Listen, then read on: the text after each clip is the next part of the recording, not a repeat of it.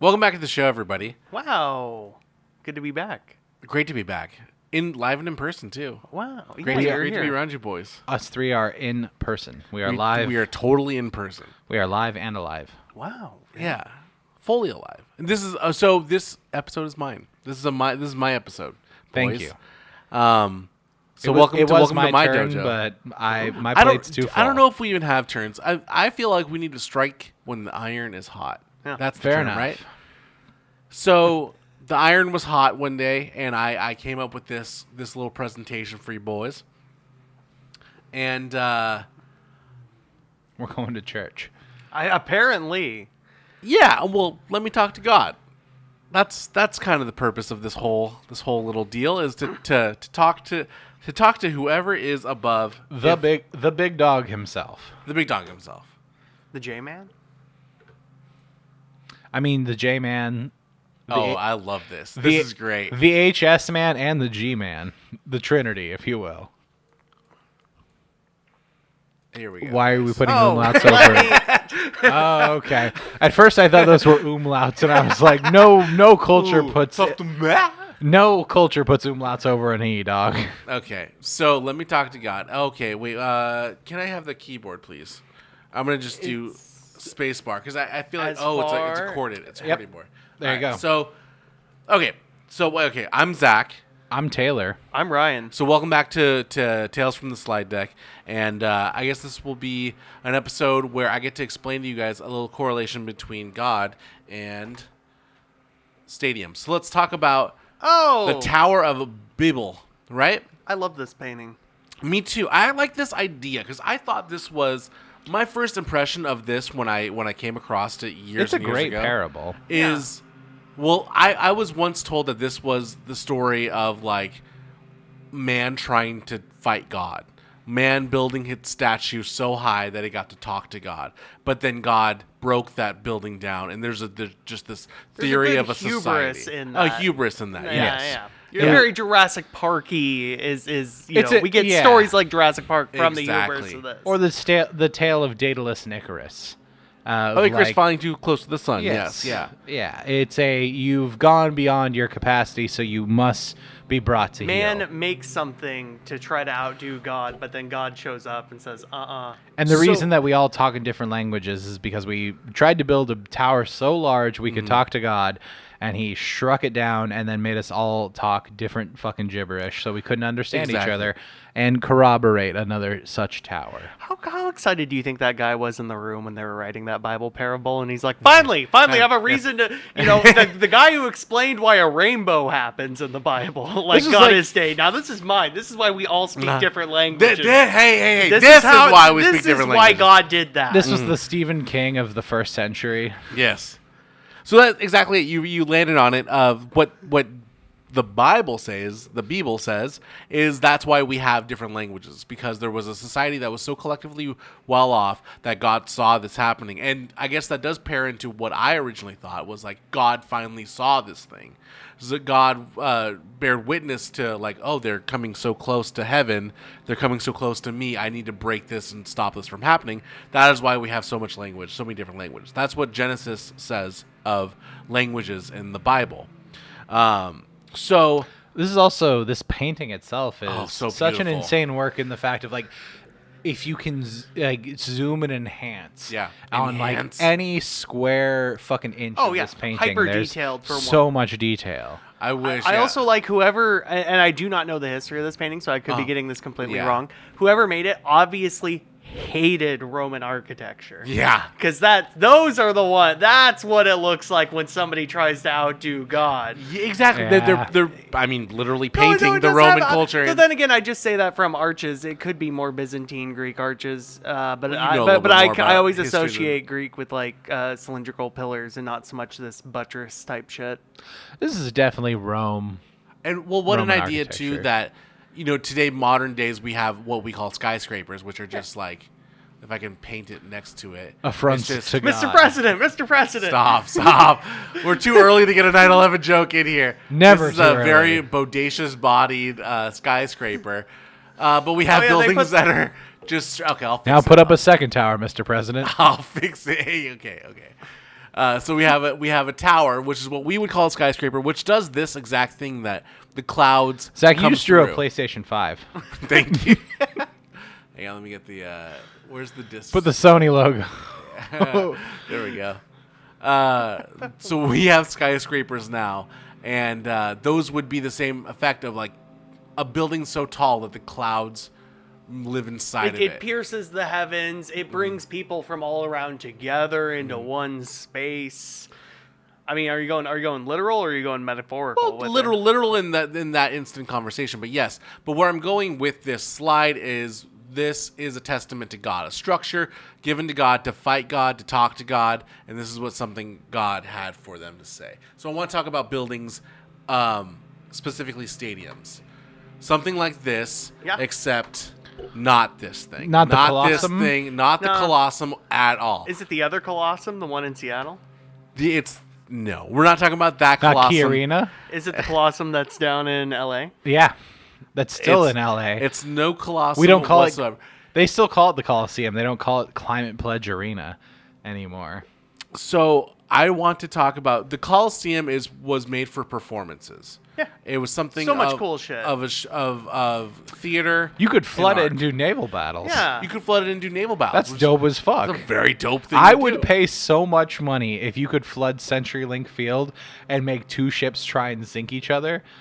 Like, I'd pay $200. Well, you can I would- flood you can flood Climate Pledge and put ice on it, and you can have a hockey match. Yeah, you could have Barbie on ice.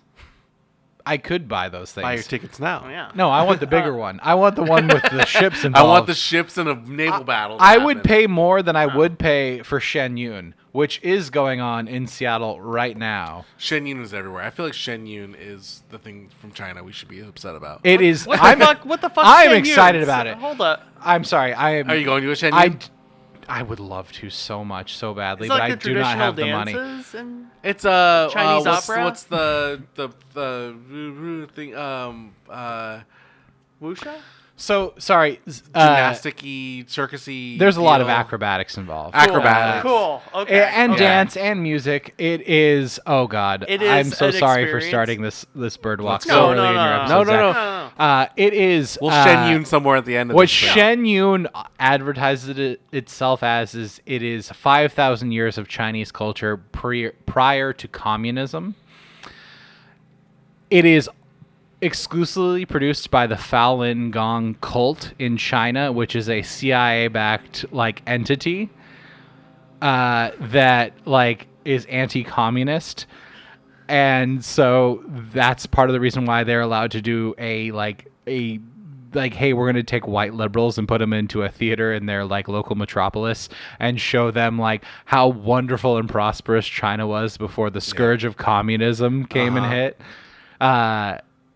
But it's 100% a cult putting on this production. Yeah, and they're in every town. It's. I mean, apparently it's a beautiful thing to see. But If it was any less than $80, I would not be here right now. I would be at Shen Yun at the Fifth Ave Theater right now. Cirque du Soleil. That's what I was thinking of. Yeah, It's like a Cirque du Soleil, but Chinese influence. It's- acrobatic, it's song dance, better than Cirque du history. Soleil to my understanding. It sounds like a here's how wonderful things were before the dirty ass communists came in and For took things 5,000 years. but in the style of like a modern opera, Cirque du Soleil style. Mm-hmm. Okay, I get that. To bring things back to a Coliseum. Yeah, yeah. Everyone always thinks about like the fighting, like they had Yes. naval fights, gladiator fights, But, this is where they fed the Christians to the lions. You gotta think Do about you gotta think about like the other 80% of events that went on there Yes. were the essential like a traveling play. Yes. A zoo. Yes. It's a being a It was a stadium. multi-purpose Yeah. building. Yeah. arguably history's first hamburger was served as a concession here. Huh. Really? Yeah. They had beef in Rome. It's How's not it just necessarily a- a beef patty, but it was a meat patty with some accoutrement between some bread that was between- served okay. as stadium food in the Coliseum. Right on. Was right on. served in Yeah. this building. Well, so What do you guys think the capacity of a building like this is at its height? At its like fucking height. Oh, see, I'm so bad with these numbers. 83,000. 83,000. How much does a Current day. how much does like I want to call it Quest Field? It's Yeah. it's a long it's a want wide to. range. What is now Lumen Field? Yeah, Field. wow. I believe the capacity is about 72,500. Okay, so you're saying an 80. I'm said- saying more than Yeah. what a Lumen Okay, Field I'm gonna holds. put it down to like 50,000. This is a capacity of about 35,000 people. Oh, all right, bigger, fair enough. just bigger than an arena. Yeah. But way smaller than a stadium. It's less than T-Mobile Park. Absolutely. 10,000 less than T-Mobile Park. Absolutely. So what I do want to talk about is those higher capacity places. Something 35,000 is still a lot of people. That's a lot yeah. of people. But it's not a stadium. This is a coliseum. They are definitively different because they put on theatrics at coliseums, and in stadiums they put on physical athletics. That's where the Olympics occurs. Yes. So speaking of Olympics, let's go to what is known as That's a runway. That's a runway of that dude that I met at the dude. Seahawks game. That's the kind of runway that dude builds. That's the airports that motherfucker builds. So this is the stadium at Olympia, and I really did Oh, like want. original Olympics, Olympia. No, Olympia, Washington. Yeah. Those are Washington vineyards right there on the west coast of Washington. I wanted to start the show with like talking about how cities formed. I wanted to go that far back to be like how cities began, but that would be way too far back to get to the point where I want to get on this. This is a snapshot at the beginning of a lot of civilization conjugating at the same point, and they created games, the Olympic Games, and to praise Zeus. And Zeus this was a temple for Zeus that they would, Or Jupiter, depending on like what time who you period. ask, yeah. So they would have gatherings at a place like this where they would compete in athletics. The stadium at Olympia was the site of many ancient Olympics. It dates back to 776 BC to about 393 AD. So that's As with most things in the Roman Empire. yes, as yeah. Most of them kind of have an end date around there. Wikipedia says it has a capacity of about 400 or 45,000 people. Right, that's a proper stadium. Yeah.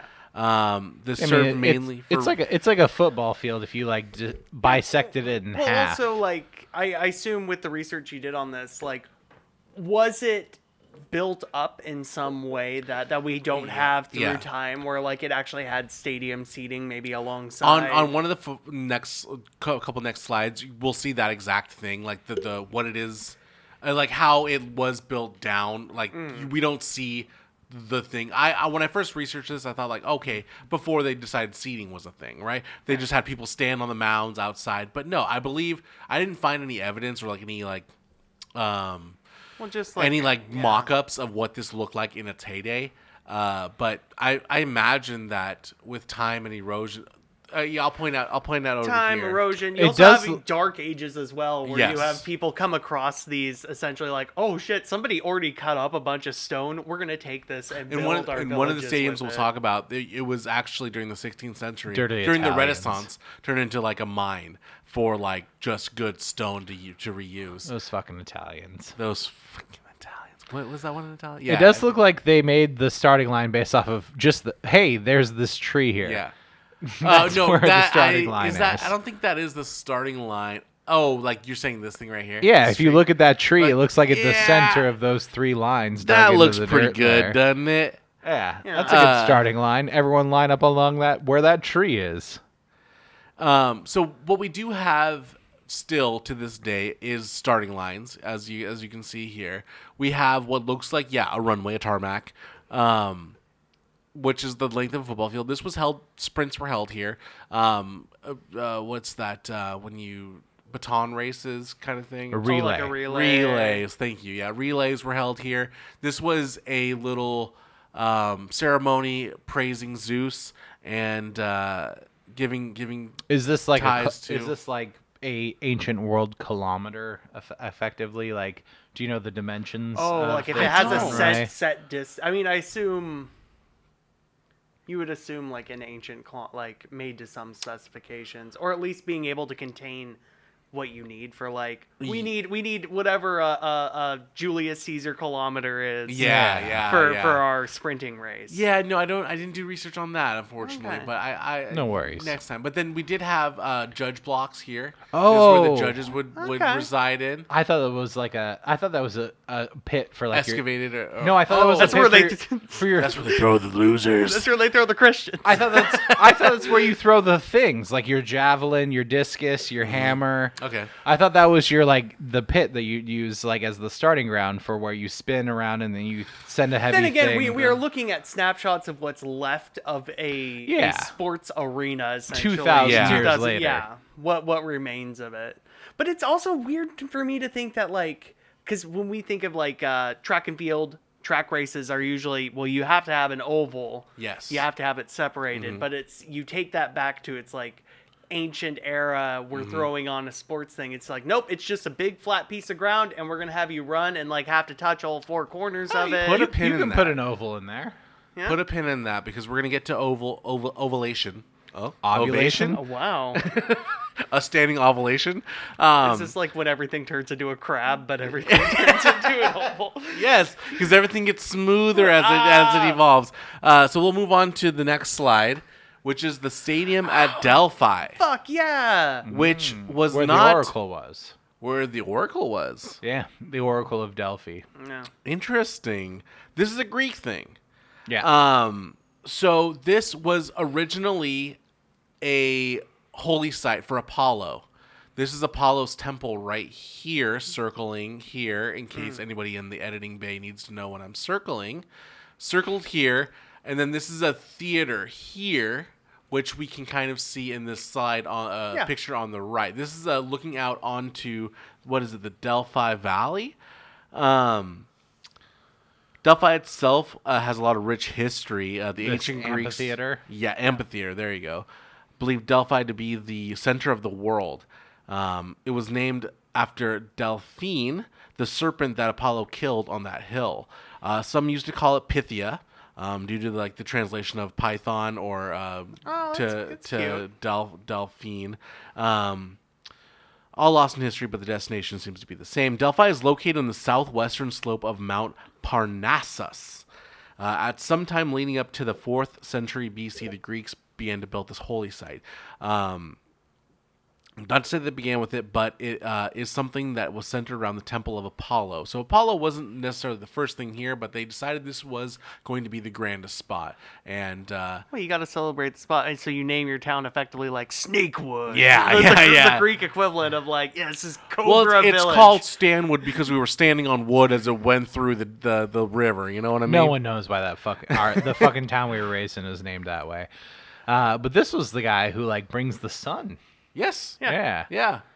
Which I mean, I Way love cooler this than picture in the Stanwood. top right where you see looking into the valley, and it's like, oh yeah. What a beautiful valley. Well, that and it's just depending Could on. you imagine a depending on- ceremony happening right yeah. here as you're just there's just a dude here? Well, sunrises and sunsets must be magical. in this You're place. watching the depending on how it's oriented. No, no, Because, no. that's how are you going to celebrate the sun in a place where the sun don't look cool. Absolutely. You're You can't do that sitting in there caves. watching the original Medea before Medea, like a boo. Medea goes to Delphi. Yeah, they're watching Medea. A fun fact for those of you who have seen Tyler Perry movies: Medea is the name of a Greek tragedy. Really? Yes, of a female figure who makes. Are you saying Medea, the Tyler Perry series, is actually deeper than just being a black Yes. comedy? It is referencing Greek. It's Really? referencing an ancient Greek tragedy. Yeah. Really? Yeah. I'm impressed. Yeah. I'm impressed. It's Good- the good for one you. somewhat intellect of all of the Medea verse that Tyler Perry's created. in the grand scheme of it's Ernest the Goes one. To It's and the Medea's. one somewhat intellectual reference that is from this. Interesting. Is a reference to an ancient Greek tragedy character. I believe Medea in the play telling her story is also where you get the reference of Deus Ex Machina, I'm sorry? The God in the Machine. the machine of the gods. Deus. Oh. Deus Deuce? You mean?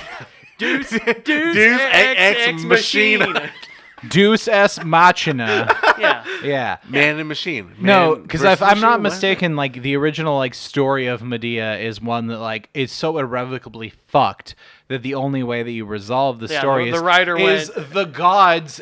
In this case, I believe it is Yeah. Apollo's chariot comes down and resolves the issue. Really? Yeah. And like it's just one of those things where it's like, well, no, the story's so irrevocably fucked. You just have to be like, the God fixes it. God fixed it with his chariot, with Yeah. his machine. Wow. But that's fun, you know. Writer's block even happens all the way back here, where you just fuck it. God fixes it. Fuck it. There's a machine that makes it all better. That God controls. I've never thought about that. Which is permeate throughout your Abrahamic and all religions. It's when Put you a know, pin in Abraham. Why not? Here we are 3,000 years later, still like, I don't know how to fix the script. Bang! Here you go. Deus Ex Machina. And then Arya Stark appears out of nowhere with and a knife. stabs the Night King. And then the eagles come from the top of Mount. Yeah. Mount Doom. And then they save those two gay hobbits. So at Also, the- this is called a hippodrome, right? In the bottom. I'm sorry, right? I've never heard that. I think you're right. I don't think know you're if right. that's This is a if that- fisheye lens. That's the Greek or the Egyptian term, or if it's blended together. All I know But I is think they called horse racing tracks hippodromes. all I know This is was not horse racing. Okay, this is people racing. This is still people racing. This You is could still, race a horse there. if you got that if you got a horse up that fucking mountain, you're gonna race. If you got that goddamn horse track. in you, Just got that horse in me. I could race a horse there if I wasn't terrified of So horses. along our trail here, we do have the theater at the top, Apollo's temple here, and we have other little Where's temples. the Cinnabon? There's the Annie Ann's. It's right. The Cinnabon's right here. Right at the- They right have the to at entrance. least have a Wetzel's pretzels. You know the funny thing about this is malls are so dead that this is, they're getting closer to this. Where you're looking at the bones, being like, yeah, there's a Spencer's Gifts here. yeah. Especially for those of us in Ooh. Skagit County. There are thriving malls elsewhere in Yeah. Washington, but we Thriving's a relative term. It sure is. you go to Bellis Fair and that shit's thriving. You go It's to been the, a minute since I've seen a Bell's Fair in my life. If Or you a go Lakewood there- or Alderwood, I guess it is. Alderwood. go there, dog. They are thriving. Thriving. It's surprising. Are kids still going there? Yes, I was Are the shocked. teens still going I've- to Zoomies and terrorizing the commission boys? I've been shocked. We live in this little bubble where malls are like a complete fucking cesspit of death, except for the Burlington Theater and Chuck E. Cheese, my alma mater. But like, no, you go to Bellingham or you go to Linwood and or even Northgate or South Center. Like malls are still thriving. Weirdly enough, here It's just our theater. I guess there's a theater in Bellingham. And I guess if there's a shooting at your mall, that might Hard. be Hard, what yeah. causes its death knell. due to shooting, and then never mind. We're gonna not even talk about the horrors of the valley here.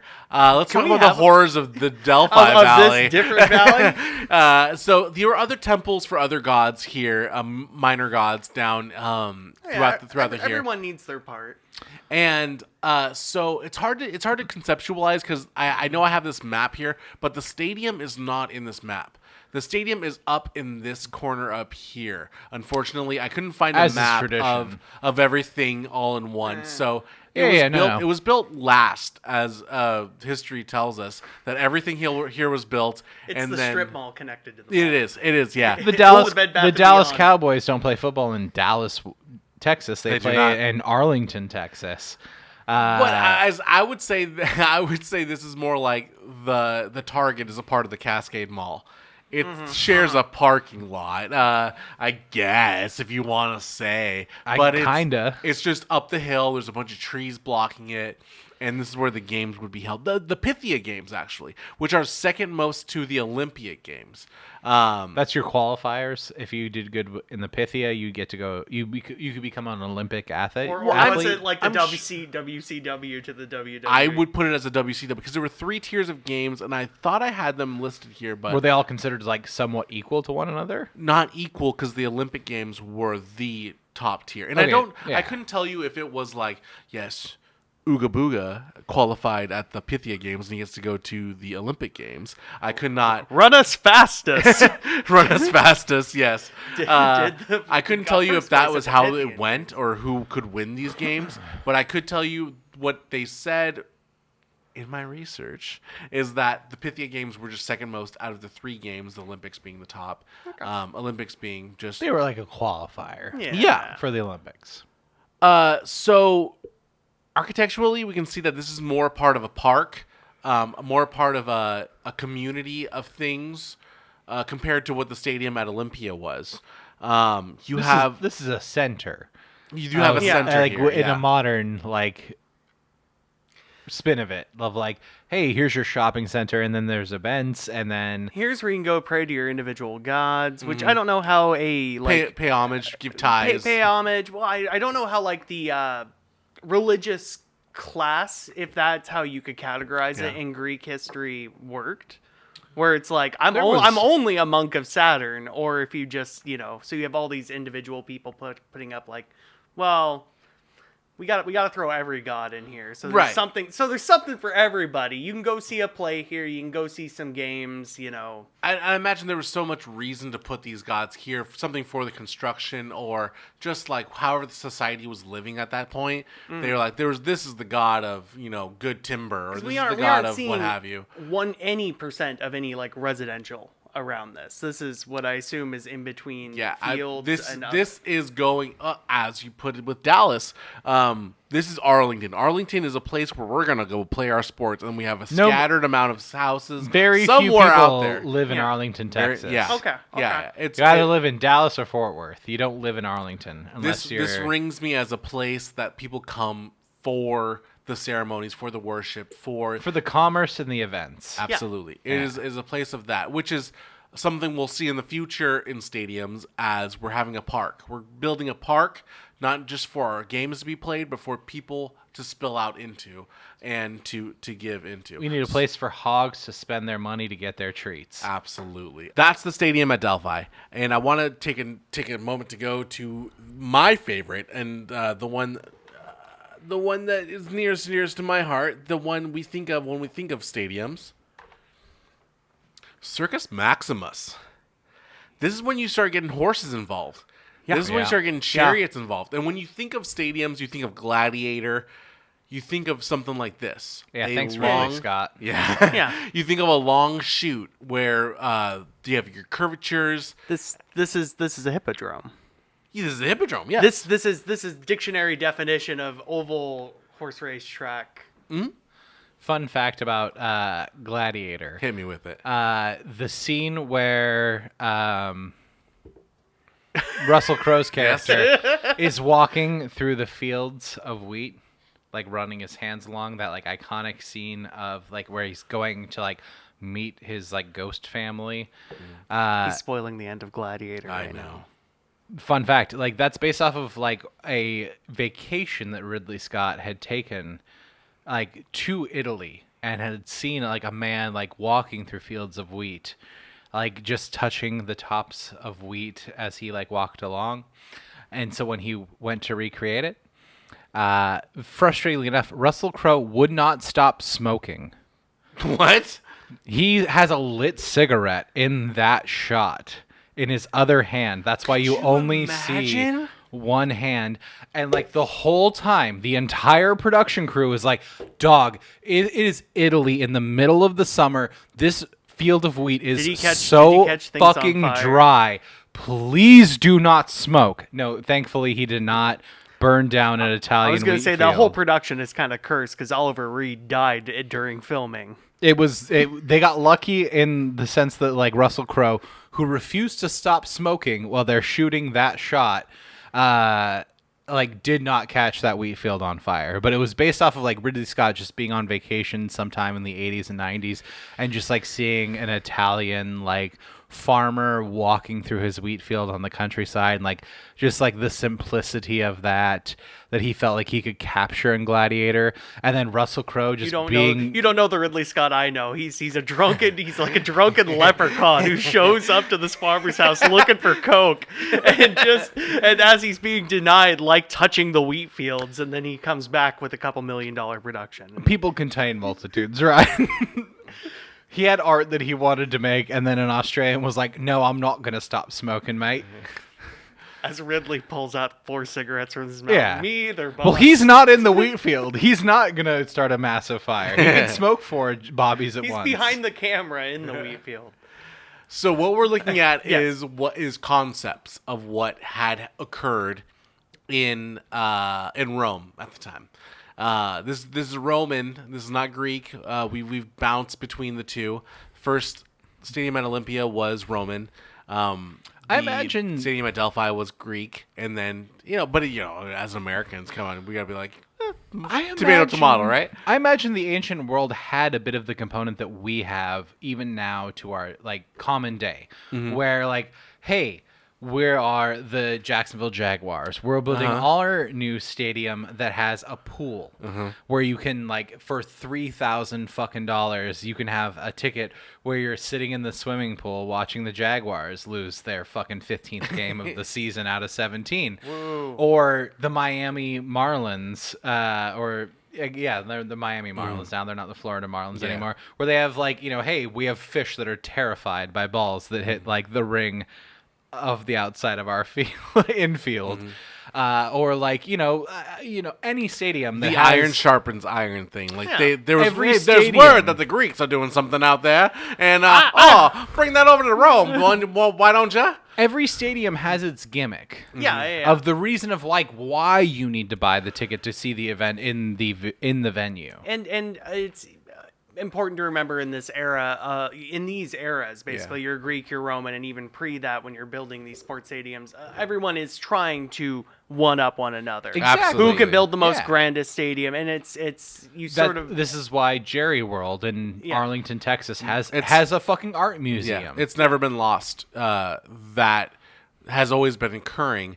But unfortunately, I feel like I did an error here. Well, I guess we're going to see it later on, but this was not built to be this. This is an evolution of hundreds of years to get to what we see today, right? Rather than decades. Yes, exactly. The modern world. Well, in the modern world, we look at what we look at our final project, and we don't build upon it. You don't look at T-Mobile Park and say, how can we make this even bigger and bigger and bigger? We say, how can we build a new one, right? Yeah, we're looking at hundreds of years of improvement on work. The nostalgia for the kingdom that exists, sure, it was a thing. Put a pin in that.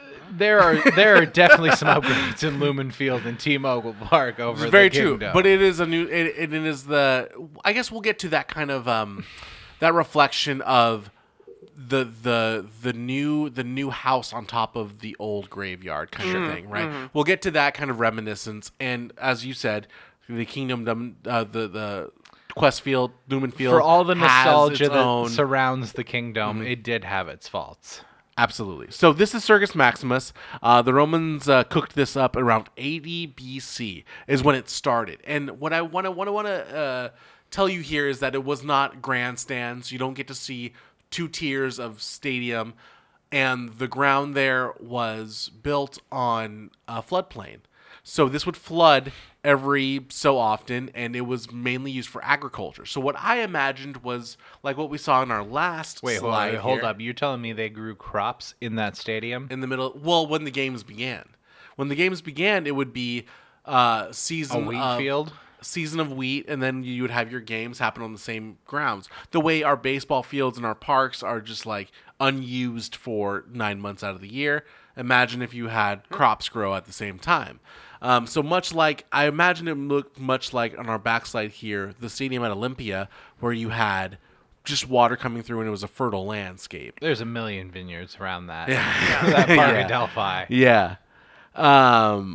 So what we are seeing here happens over the course of 500 years and several different changes. Julius Caesar has his touch on the Maximus, Circus Maximus.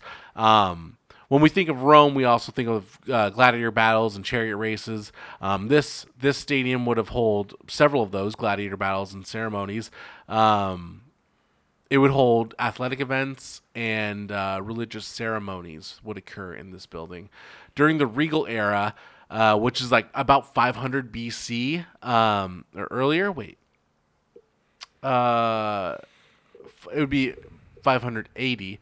Circus Maximus was something of an agricultural field, floodplains, yada, yada, yada. The Makes regal, sense. That's near the AD is when, like, right around the time of the Roman Empire is, like, no longer...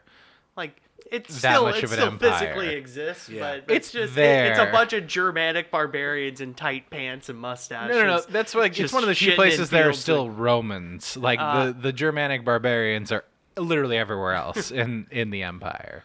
The regal era brought seats for commoners.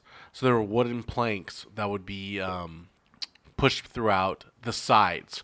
And it was during the Republic era that they would bring royal seating in, which you can kind of see here at the end, the south end. Where's my stick here? Right here. So in this image, we're going to call this the regal area. See, I was gonna ask, like, oh That's man, your box seats. That's your box seats. Those Yeah. are your fancy. That's your good spots. Yeah. When Caesar was in power, Circus Maximus was extended to seating along the whole track. So this is post Caesar, where you can see everything happening along the whole track. And You're still in the north end zone, but yeah. in the can two-thirds, see everything. two-thirds were wooden. The last third would be for the nobles and the people of high status. This expanded the seating to 150,000 people, approximately. It's massive. Massive.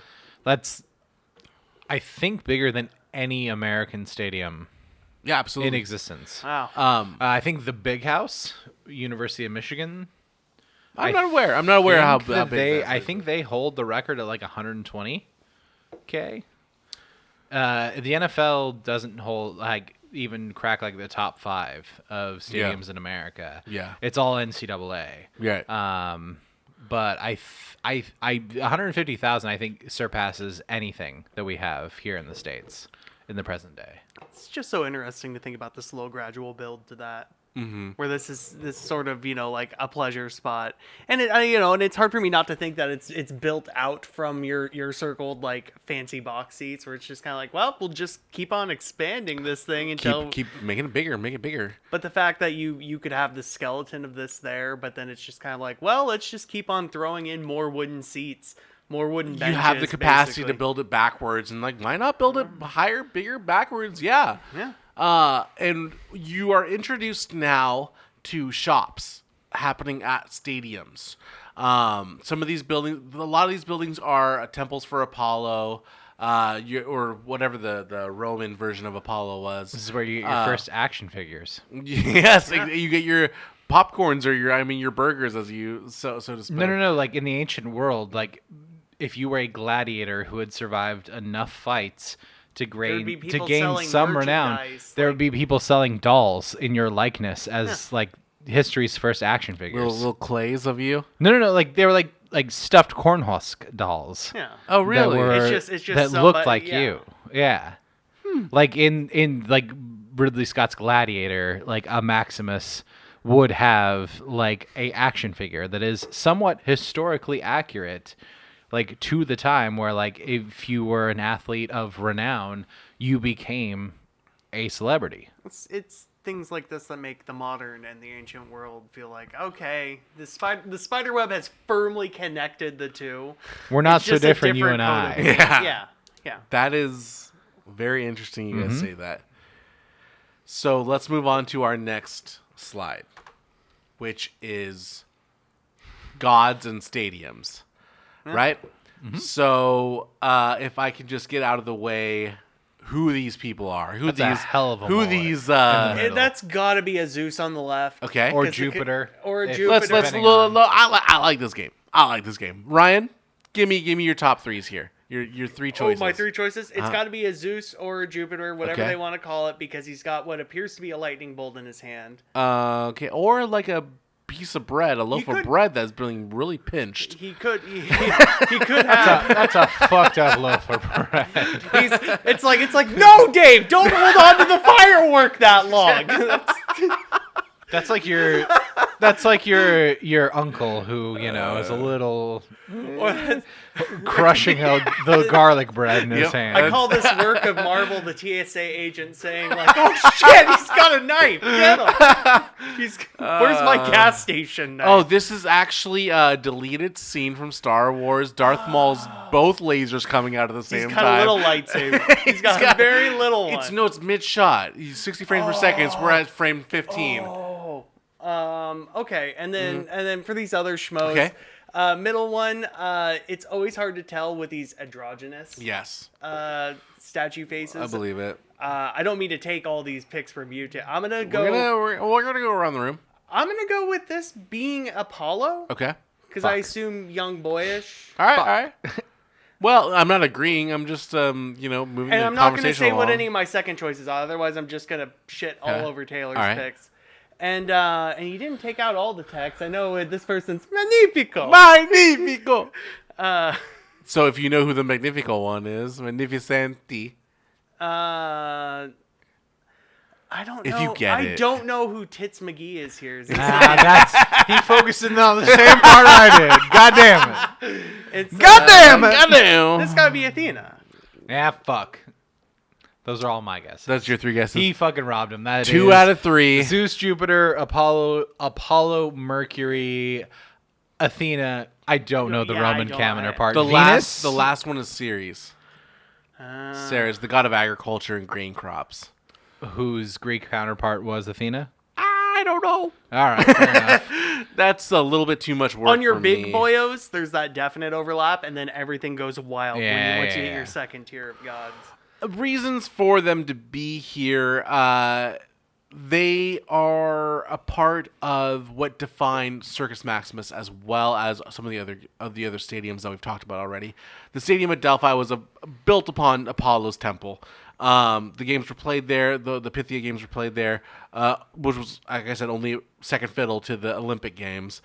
Circus Maximus was not a traditional game played for the gods like the Olympics. Rather, it was a ground to honor some of the gods. It wasn't the Olympics weren't played there, so it was more like the games that were played there were just to honor the gods. I mean, the Olympics were originally to do that, to pay honor to the gods. Yeah. But these games were a new round to do that. So, the southeast corner of the two of where the grand, if we can go back a slide. There's a reason it's called Greco-Roman wrestling. Yeah. Like both cultures had these games. So on this slide here, the southeast corner where we have our senators and our religious people, this back And your end emperor. was originally spotted as with two monuments, one to Mauricia, the goddess of spring, and the second to Consus, a minor grain storage god. These were two monuments they had there that created where their turn would be for these games. But also, it makes me think of the bread and circus line. Like, Bread and circus line. well, like, you know, How do you keep a population docile? bread and circus is attributed to, I believe, some Roman senator. Yeah, keep them Really? fed and keep them entertained. Which Bread that's and circuses. this is a marrying of the two. Yeah. This is a circus. This is a place, you know. Called Circus Maximus. Well, and give them some place, you know, give them some entertainment. Worship the gods, and then also, hey, you got breadiest, tastiest over here selling some fucking hardest pieces of bread you've ever eaten. You but guys you know are you can so get it. in my mind on this episode. I love it. Well, and also, what better time to host your athletic ventures than the spring? Oh yeah, because you're celebrating Because Well, if you think about it from agricultural terms, like you have sowed your seeds, like you have you taken have nothing care. to do. You have You've to tend taken them. care of all of the hard parts of the initial part of agriculture. You have sown the seeds. You have watered them. You have made sure that they have begun to flourish. The harvest is months away. And then there's a certain point where like it kind of goes into autopilot until like you have to harvest your crop, and that is late spring, early summer. And you're not really doing a whole lot, so you might as well have some athletic games. fucking adventures to keep yourself entertained until you have to go back to working 16 hours a day from sun up to sundown. Bread and circus, huh? Circus and bread. What was Bread it? and circuses. Yeah. That's a great. That should have been the title. That honestly, guys, I should have It's workshopped this a movie. It cliche. is, yeah. I've never heard it is before. the cliche. It is the like, what do you need to keep It's been a used society in stable? every bread and political era circuses, yeah. since the Roman political era. You Well, keep people somebody- fed and you keep them entertained, and then you will keep them like they will go with whatever it is you are doing with them. Yeah. Like they'll follow whatever political direction you wish to go. So to just wrap up this, what was this slide here? I like that we can all learn something. I know. Like, even in the slideshow I made, I can learn something. Me too. So also in Circus Maximus, we have behind the grandstands, you'll Which find just temples. means the best circus. Yes, We're yeah. translating it. Yeah. The circus. It seats 150,000 people. That's a It's- lot of it's people. literally- Pretty fucking good in there. I mean, it would be the biggest show on earth today. Ringling Brothers and Barnum and Bailey could only fucking dream Only wet dreams. Yes. of hosting 150,000 people in their circus. So behind the grandstands of Circus Maximus, you'll find a temple for Ceres, a temple for that god of agriculture, and you'll find a temple for Flora, the goddess of spring. On the southeast side, you'll find temples for Venus, the goddess of beauty, love, desire, fertility. You'll find a temple for Mercury. Yeah. The sun. The sun, the god of also listed here was the god of financial gain, trickery, communication, That eloquence. sounds right and for a luck. sports Yeah. stadium. That's your. No, your domain can span more than just like the sun comes up in the morning. You can be throw some fun responsible ones in for there. more than that. And so when I was researching this, I found my knowledge of Apollo, Mercury, Venus, all these things, the interpretation, I mean, it is varied, right? Mm-hmm. Like for whatever the god fits, we're gonna say this is the god of that. There And can it be just seems there can be multiple aspects attributed to a god. Yeah. Like And it can shift sometimes depending on what culture yeah. is taking it on and everything, or what they receive from praising that god. Somebody so to makes a speak. mythos that your fertility and god of the harvest, you didn't have a good harvest that year, so that god's angry and being influenced by a different god. And then somehow that's the scroll that survives 2,000 years for somebody. It's to so interpret. interesting. It's so interesting. Yeah. The go ahead. the Celts had a god Tyrannus, who like those of you who know me know like that's a handle That's I your use gamer online tag, a lot. yeah. Yeah. What is foul? Wolf. Wolf, that's in right. Celtic. Here, I just thought he liked Uh, Artemis Fowl and tried to make something different. It's spelled differently. But no, like in like the Celtic mythology, like Tyrannus was effectively like your Thor. Okay. So like he was your god of like storms and lightning and everything, but he was also your god of war, so in Aries, and like technology. So like innovation. So like Who's your cool boy? Who's your in various slickest dude ever. in various pantheons, like Tyrannus 316 says, I just beefed your ass. I'd have set I fire to your was- crops. I was a teenager when I picked this. I know, dear I know. listener. Dude, if Uh, you knew my screen names, Yeah, I was a fucking 17-year-old when I made this happen. But like, so like pantheons and like what their domains are, to break it down into D&D terms, because that's how I understand the world. Like you can have like gods who have similar, like, oh yeah, your Mercury is your Apollo, but their domains could be slightly different on like what they cover, which fit the society that worshipped those gods at that time. Excellent. Anything? I do. Ryan? I've always been fascinated with mythos and religion in that sense, history of religion. So it always makes me. I always thought of like the Greco-Roman style of this multi-deistic, pantheistic. Pantheistic. it's sort of like an in-between between your monotheistic, like, no, man, Christ Yeah. is fucking Lord. Yeah. And One then, God. and then you're Japan, where it's just like, my toaster is is a spirit. But my shoes are also a spirit. It's the spirit of shoes that resides in my person. Like, everything's a god. Infinite amount of gods. Yeah, or Hinduism, where they're like, there is 360 million gods. Yeah. And then something like this, which is like an almost in-between point, where it's just like, yeah, we got a team of about 86. They do a lot of jobs. We've got an Avengers. We've got an Avengers, but then you also have West Coast Avengers. And then you got like X-Force. And I am no longer referring to them as the gods. I'm referring to them as the Avengers. So there was one final Avenger called Dis, the god of fertility, that was also at the scene here in Sirius Maximus. And back to our original slide. The god of fucking. So humans had quite the relationship with God and the activities for a long time, and then that'll bring us into, the dark ages of coliseums, stadiums. I love playing and tabletop sport. war games. This This is a dope photo. It's a good photo. This is a good painting. Thank you. This is definitely I when did it myself. the Northern Europeans entered the game. There's nothing here for me to talk about because I tried to progress the story, period by period by period. We have, what we've already established is over the course of 800 years.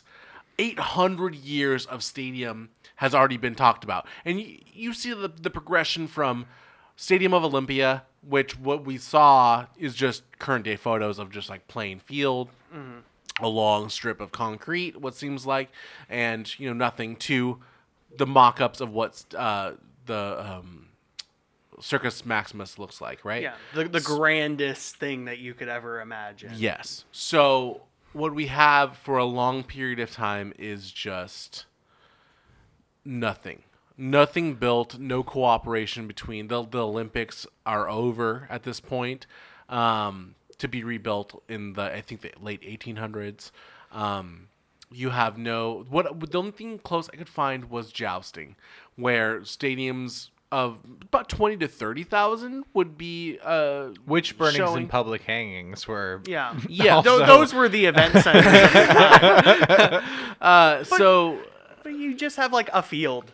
Outside of some nobles field like place, and it's like, we're gonna have an archery tournament, and it's not the best guy. It's just the 15 Joes that we could get. That's out where your there. Robin Hood's legends spring up from. And this is where they fit in. They have their moment in the sun, your joustings and your Robin Hoods and your flautists and your knights. They have their moment, and this is their moment. You don't have athletics, you don't have stadiums, you don't have crowds cheering, you don't have lions eating people, you don't have I've bull never heard fighting. of like medieval foot races. You don't. You Nah. don't have anything like. And No that He's ball got a bunch of sports. crackers fighting in the fucking mud.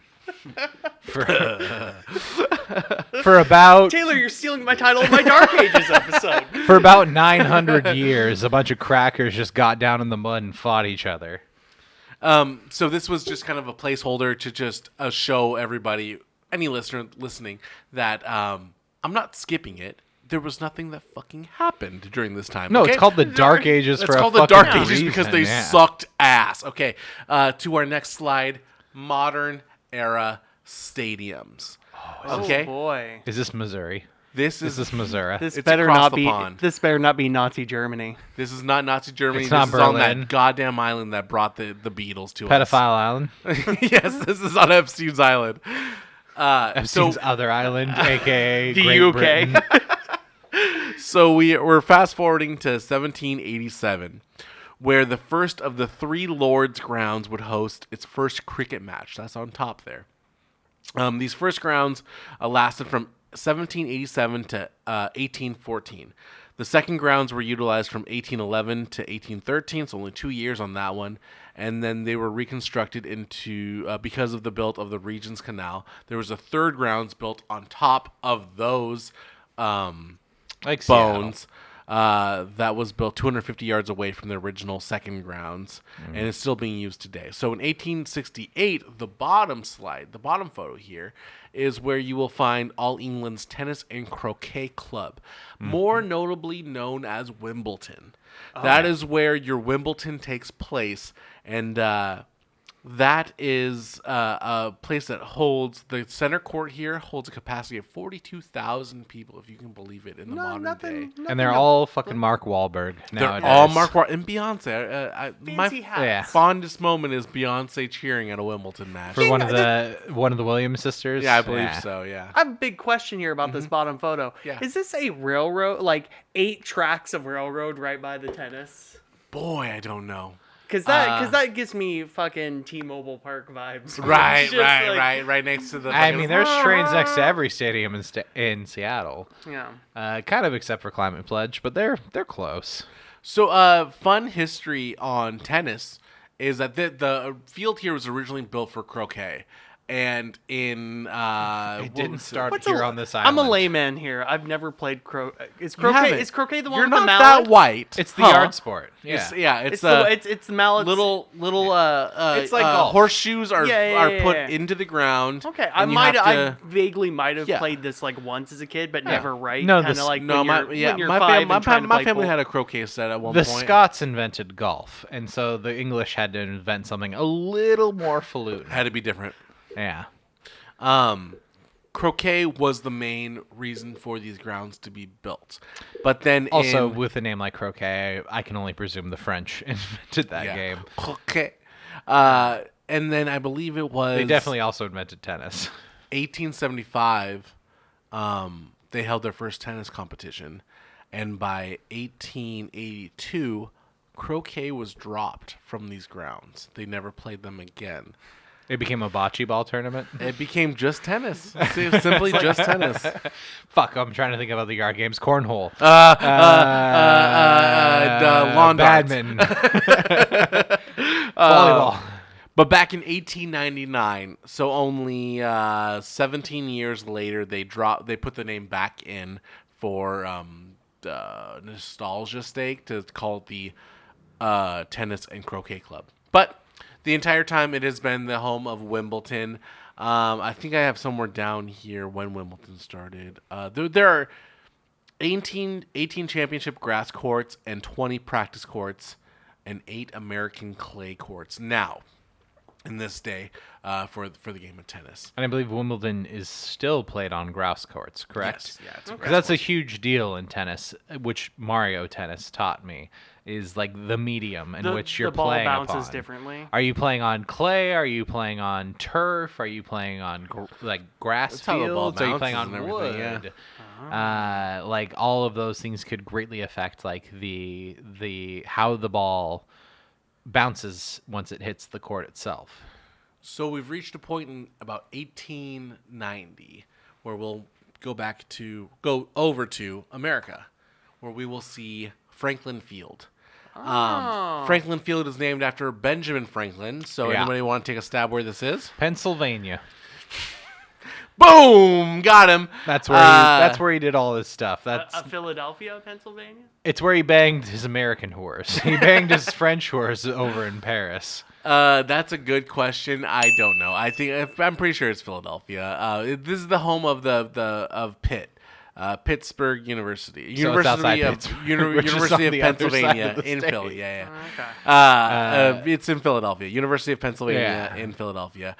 It was made in 1895 for $100,000, and it is the oldest stadium still operating in the United States. It's of the football. oldest NCAA Yeah. stadium. Yeah. Yeah. No, Yeah. I mean they're part of what is it? The Big Ten. I do love all these old pictures of like stadiums just because in our modern era, seeing so many glass skyscrapers and modern buildings just absolutely it's the norm. Yeah. Seeing a monolithic structure like a stadium when nothing else is Before something was- above like 8 to 9 Yeah. stories is Although just, to be fair, like the picture on the right does not look like Penn State. This could be like U of Penn. What do you mean? It's the same stadium. I don't think this is where the Nittany Lions It could play. be the penitentiary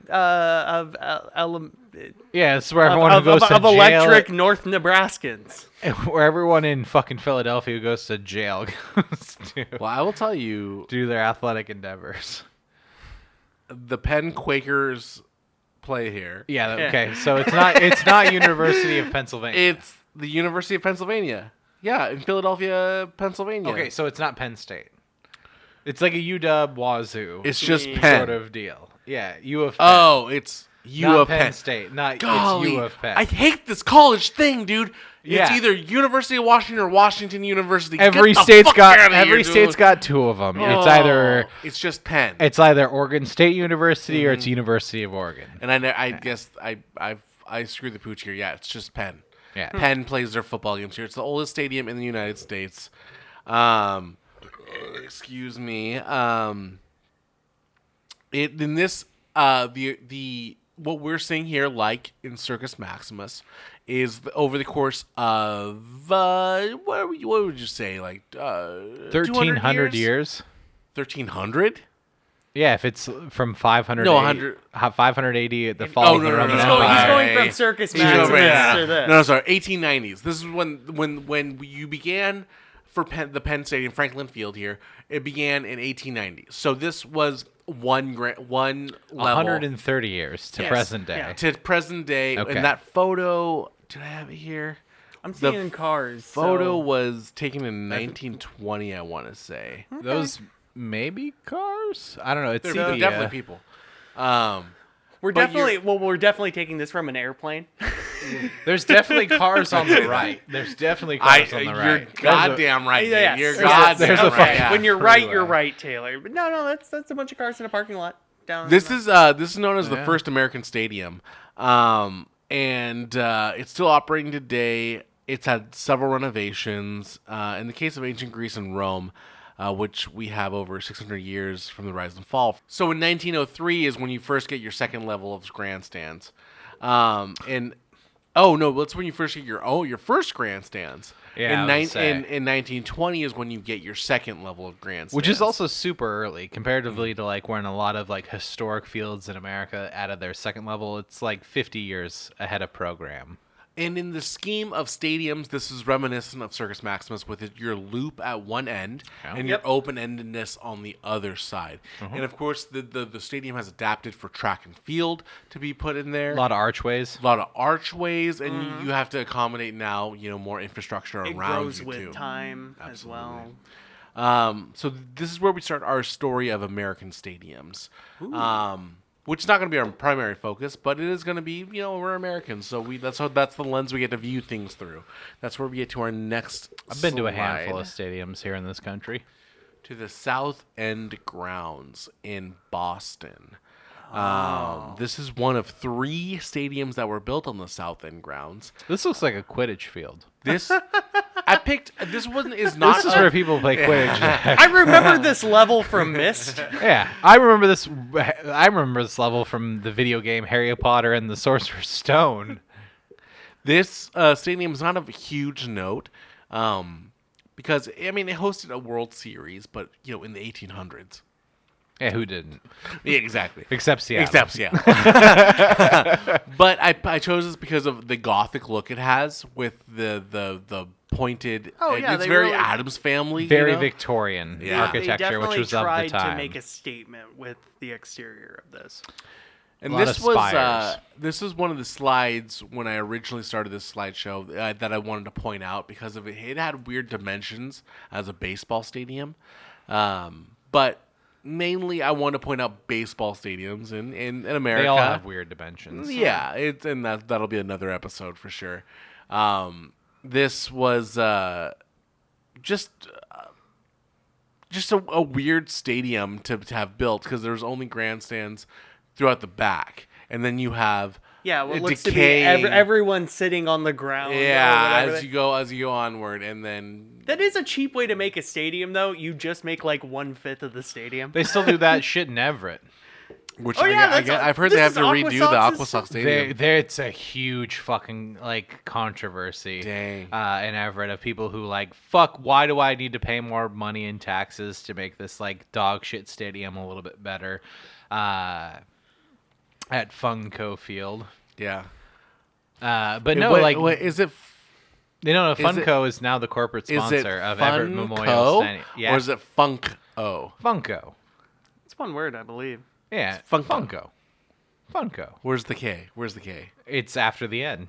And before the O. Oh wow. Yeah. Okay. But no. Like, regardless of whoever the corporate sponsor of Everett Memorial Stadium is, like, you can still for $5 buy a seat where you're effectively just ass in the grass, watching, a bunch of guys who will maybe someday, One day, maybe just maybe be a Seattle Mariner.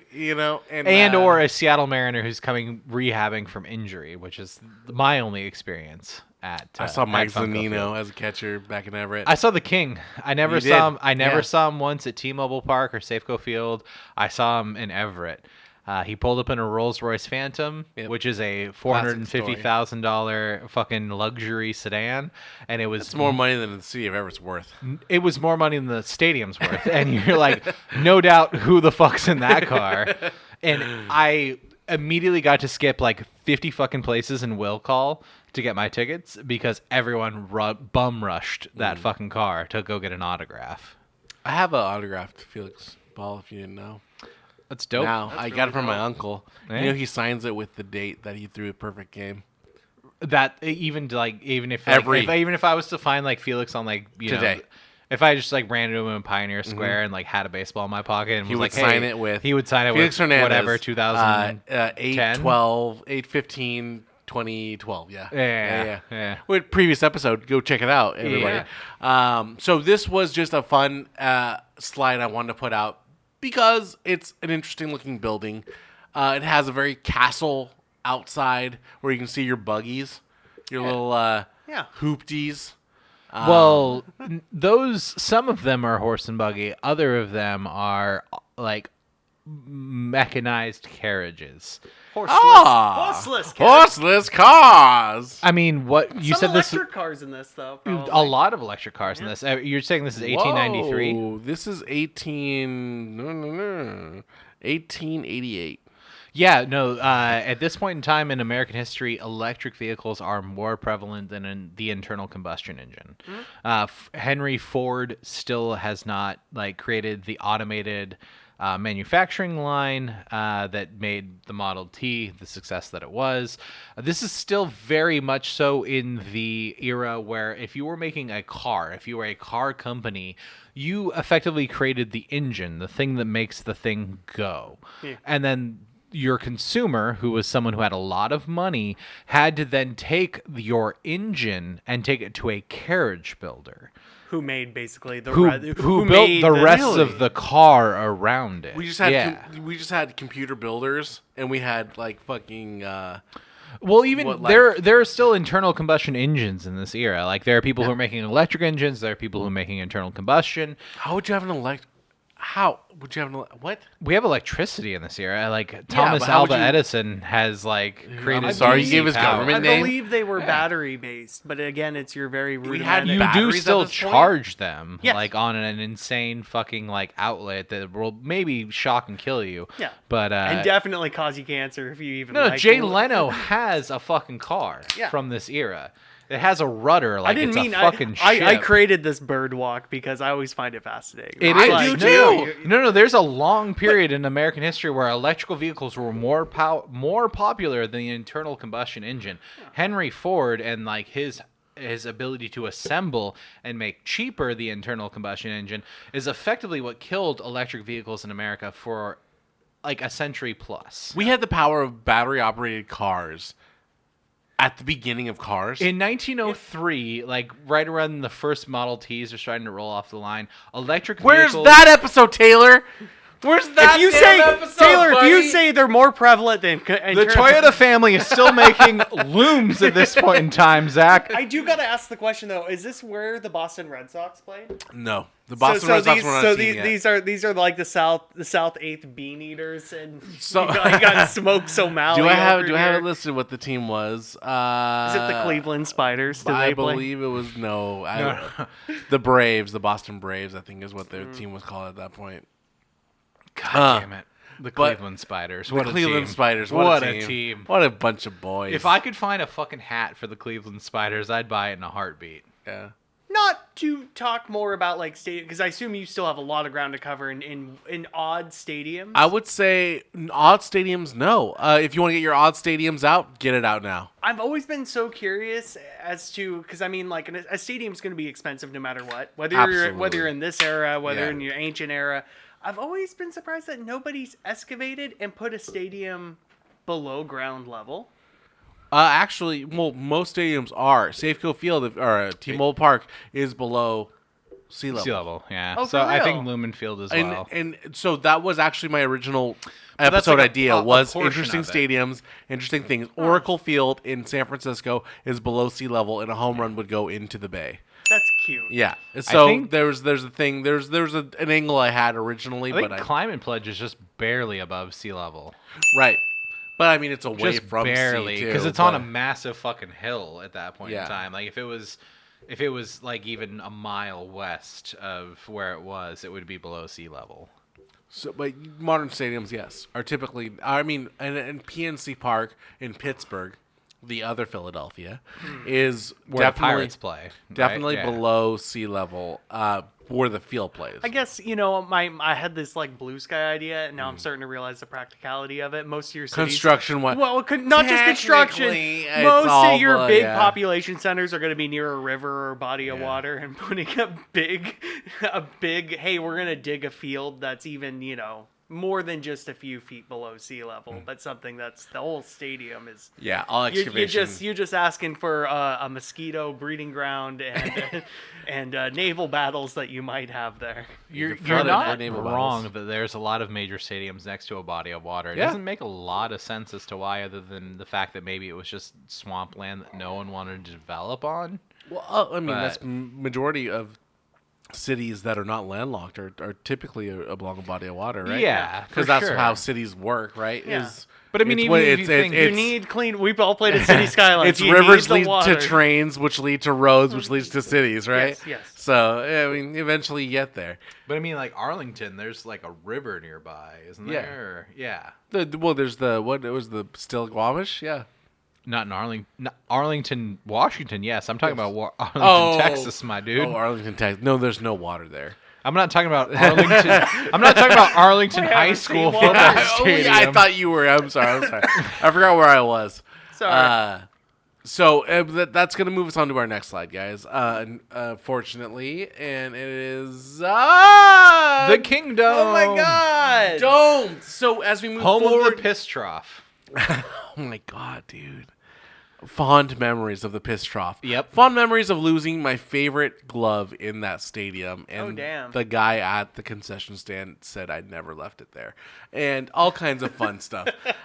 So I just remember an adult man standing next to me while with his penis fully out. while I also had my Donking While the you piss. had while your I Tootsie also Roll out had as my well. penis fully out, dealing with like that childhood pee shyness as this drunk man with Unfortunately, his I deal with the adult pee with his- shyness as well. with it. Me too. Yeah. In a sense, I'm better at it than I was when I was 6 years old at the Kingdom. I'm worse. But like I just remember like a drunk adult man like pissing into the ice and then tossing his fucking lit cigarette into it oh, right before he strikes up another lung dart on his way Oh, back to his seat. man. That's a good memory. Wait, Yeah. you was smoking a cigarette in Kingdom? Yeah, it's the fucking 90s, dog. I thought it was. We're still- 10 years away from indoor I remember smoking bans. going with a Yeah. grandparent out to Yeah. even a smoking area in T-Mobile Park back when it was Safeco in its first year. Or two. After the smoking bans came in place, where they had like designated smoking areas before they had completely worked them out. My dad was dipping the entire time, so I have no recollection of. Oh, Rob smoking. Roberts was probably one of those dudes at the trough smoking. I do not know if I've ever been to a game at the Kingdom. You missed out, buddy. I think if there is, there might be one, but I'd be 4 or 5 years old, too young to remember. I went to the second to last game at the Kingdom. Oh damn! I went to the first game at Safeco Field. I want to say I saw a Mariners game there. I believe I saw a Seahawks game in the Kingdom. I know for sure I saw a Mariners game. I in the definitely saw a Kingdom. Seahawks game at the Kingdom. Pretty sure I saw a Seahawks game in the Kingdom, and I could be conflating the Tacoma Dome, but maybe a Monster Jam. No, not a Kingdom. No, That's definitely the Tacoma Dome. Yeah, definitely Tacoma Dome. So modern stadiums have come a long way since Circus Maximus. We have taken a long way since the we have Kingdom. taken the powers out of God and created domes. Yeah, so now we given- worship the 76. we and worship the Coca-Cola and the Marlboro. Put a pin in that, okay? Now we have 76 is fitting because that is the inaugural season of this fucking behemoth. yeah, isn't it? Yeah. We're 1 year away from the Mariners, but we have 1 year of the Seahawks, Yeah. named after, to loop back around to our previous conversation Please do. topic, the Anacortes Seahawks. No, it was not named after the It Anacortes sure as Seahawks. fuck was. The Anacortes local team, the Anacortes High School, is the Seahawks.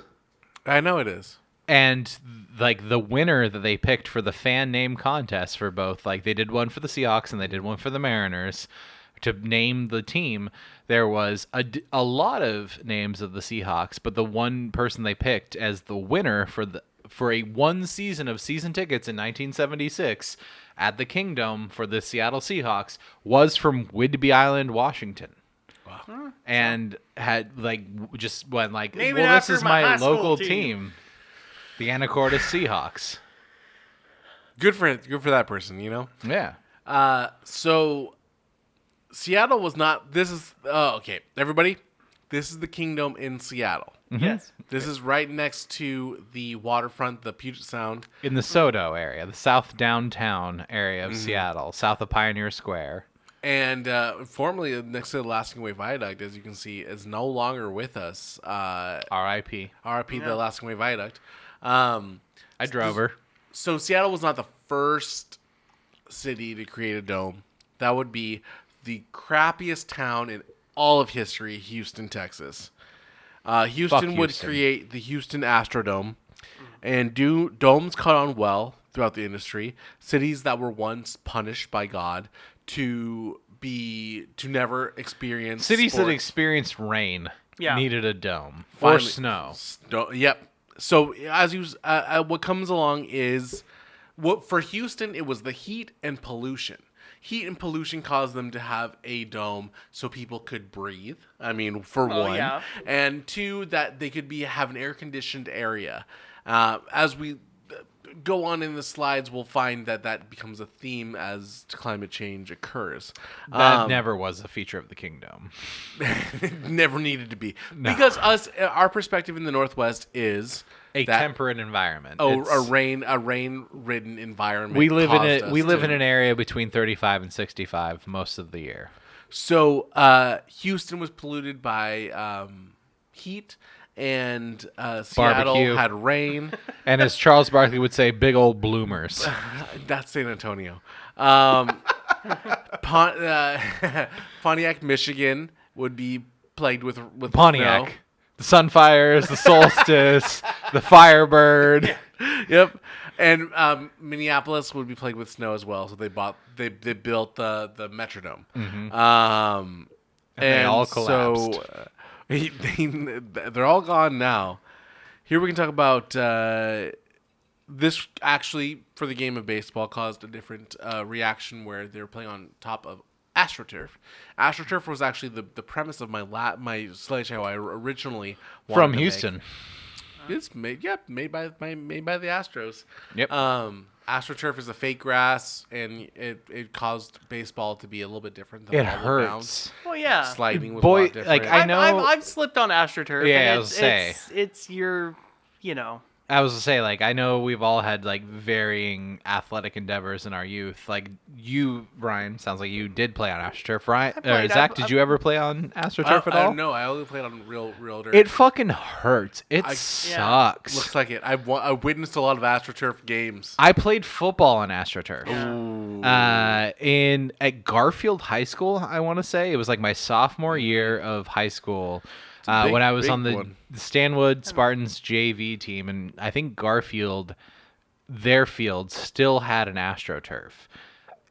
And it sucks. It's like playing football in your basement with like shag carpet. Yeah, there's no give. There's Yeah. no give if you hit the ground. There's no give, and You're fucking getting rug you're burn. getting abrasion injuries every God. time you touch it. Yeah.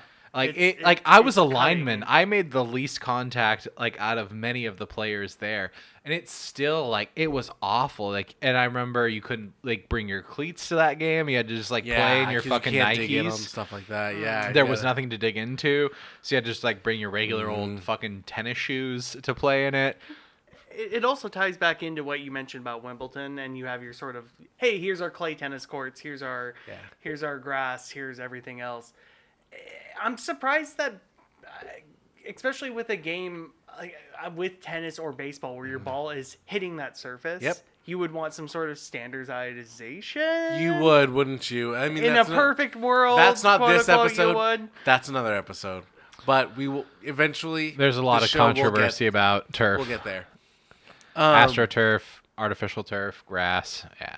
So a bit before we decided to keep everything enclosed, humans, that's to say, to keep everything enclosed, away and shielded from gods, we also decided to make retractable roofs. This is an interesting slide for me because I did not know about That's a planetarium. the Civic Center in Pittsburgh. Pittsburgh in Oh my god! I found Saddam Hussein in your image. You did. He's in the spider hole. I- Tell me. He's in the spider hole. Get him! I didn't know it would be within the first 5 seconds of the slide, but Yeah. you found Saddam. Ladies and gentlemen, we got him. Is that going to be like our Waldo in every episode? I Just would a love to little- have. I would love to have more Saddams Just in a our little- episodes, especially ones that have blueprints. Yeah. Japanese cars is gonna be a hard way to shoehorn that in, but I'll do it for you Yeah, boys. put him in the bed of a truck or something. I mean, don't get me wrong. But this looks fucking dope. This looks especially, great, Especially if it doesn't it? opens up, This looks like something out of- clamshell this wise, looks like or is it something- one moving part. yes, It looks like it's- something out of a fucking Kubrick film. Yeah. It does. This image on the right here looks sensational, like something. Yeah, if you're raised amphitheater that you then open the dome up into on weather permitting days to Yeah. allow like the sound to wash over you into the ether. This was partially funded by Edward J. Kaufman, who was a part of the Pittsburgh Civic Light Opera. He wanted to fund That makes a lot of city sense. the city of Pittsburgh was needing a new place to hold events like opera, plays, things like that, and he was a big influence on that to make it happen.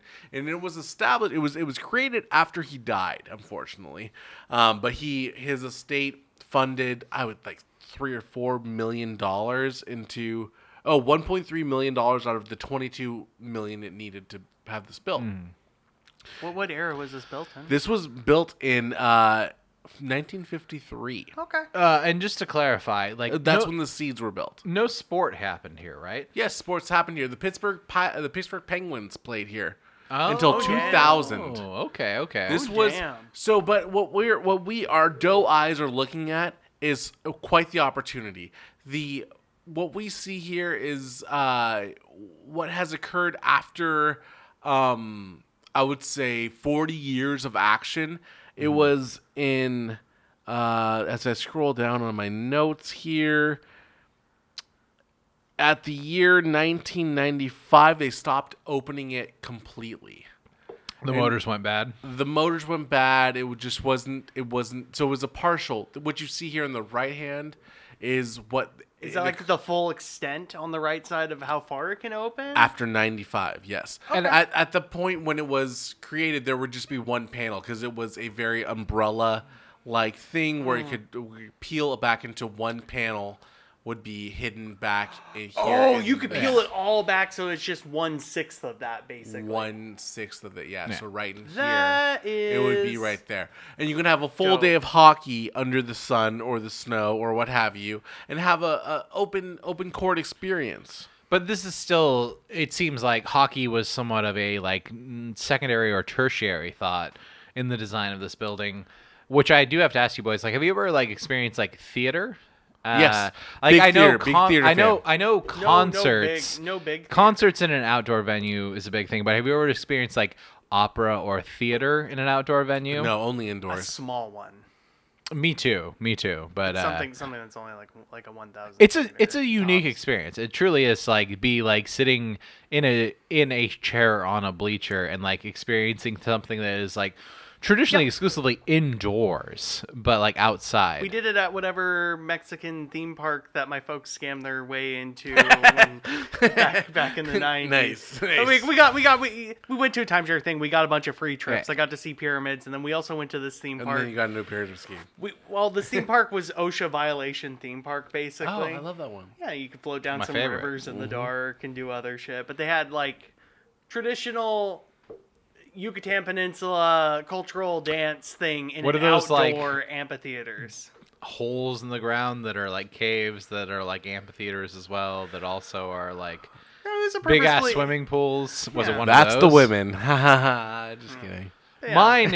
Mine is nowhere near as exotic. It took place like less than a half a mile from here at Edgewater Park in Mount Vernon. I've been both a performer and an Oh, observer the Shakespeare. at Shakespeare in the park here. Ooh. At Edgewater Park, and it is a unique experience. Like to view a medium that is traditionally like an indoor sort of thing. Well, for us Outdoors. traditionally, but like as history will show, it's an outdoor activity. Everything is an outdoor activity. Right? I mean, there's a period of time, like damn near like 500 years, where it's considered an indoor activity. But to like view it outdoors, like there is like a certain like charm to it, or like a flair. Primalness about it. And I mean, speaking specifically of Edgewater Park and Mount Vernon, there's certainly definitely something about like both performing and watching a Shakespearean play where like some drunk fucking redneck is pulling his boat to the boat launch and like It's added flavor. and like putting it on his trailer to his Chevy like 3500 HD and then like when you're pulling seeing it theater out of the indoors, water. you aren't seeing the couple get into a fight in the parking lot. While you're throwing watching reserves outside their window. Macbeth or like fucking like Two Gentlemen of Verona. There's a uniqueness to that experience that like I get why the people of Pittsburgh were attracted to this particular venue.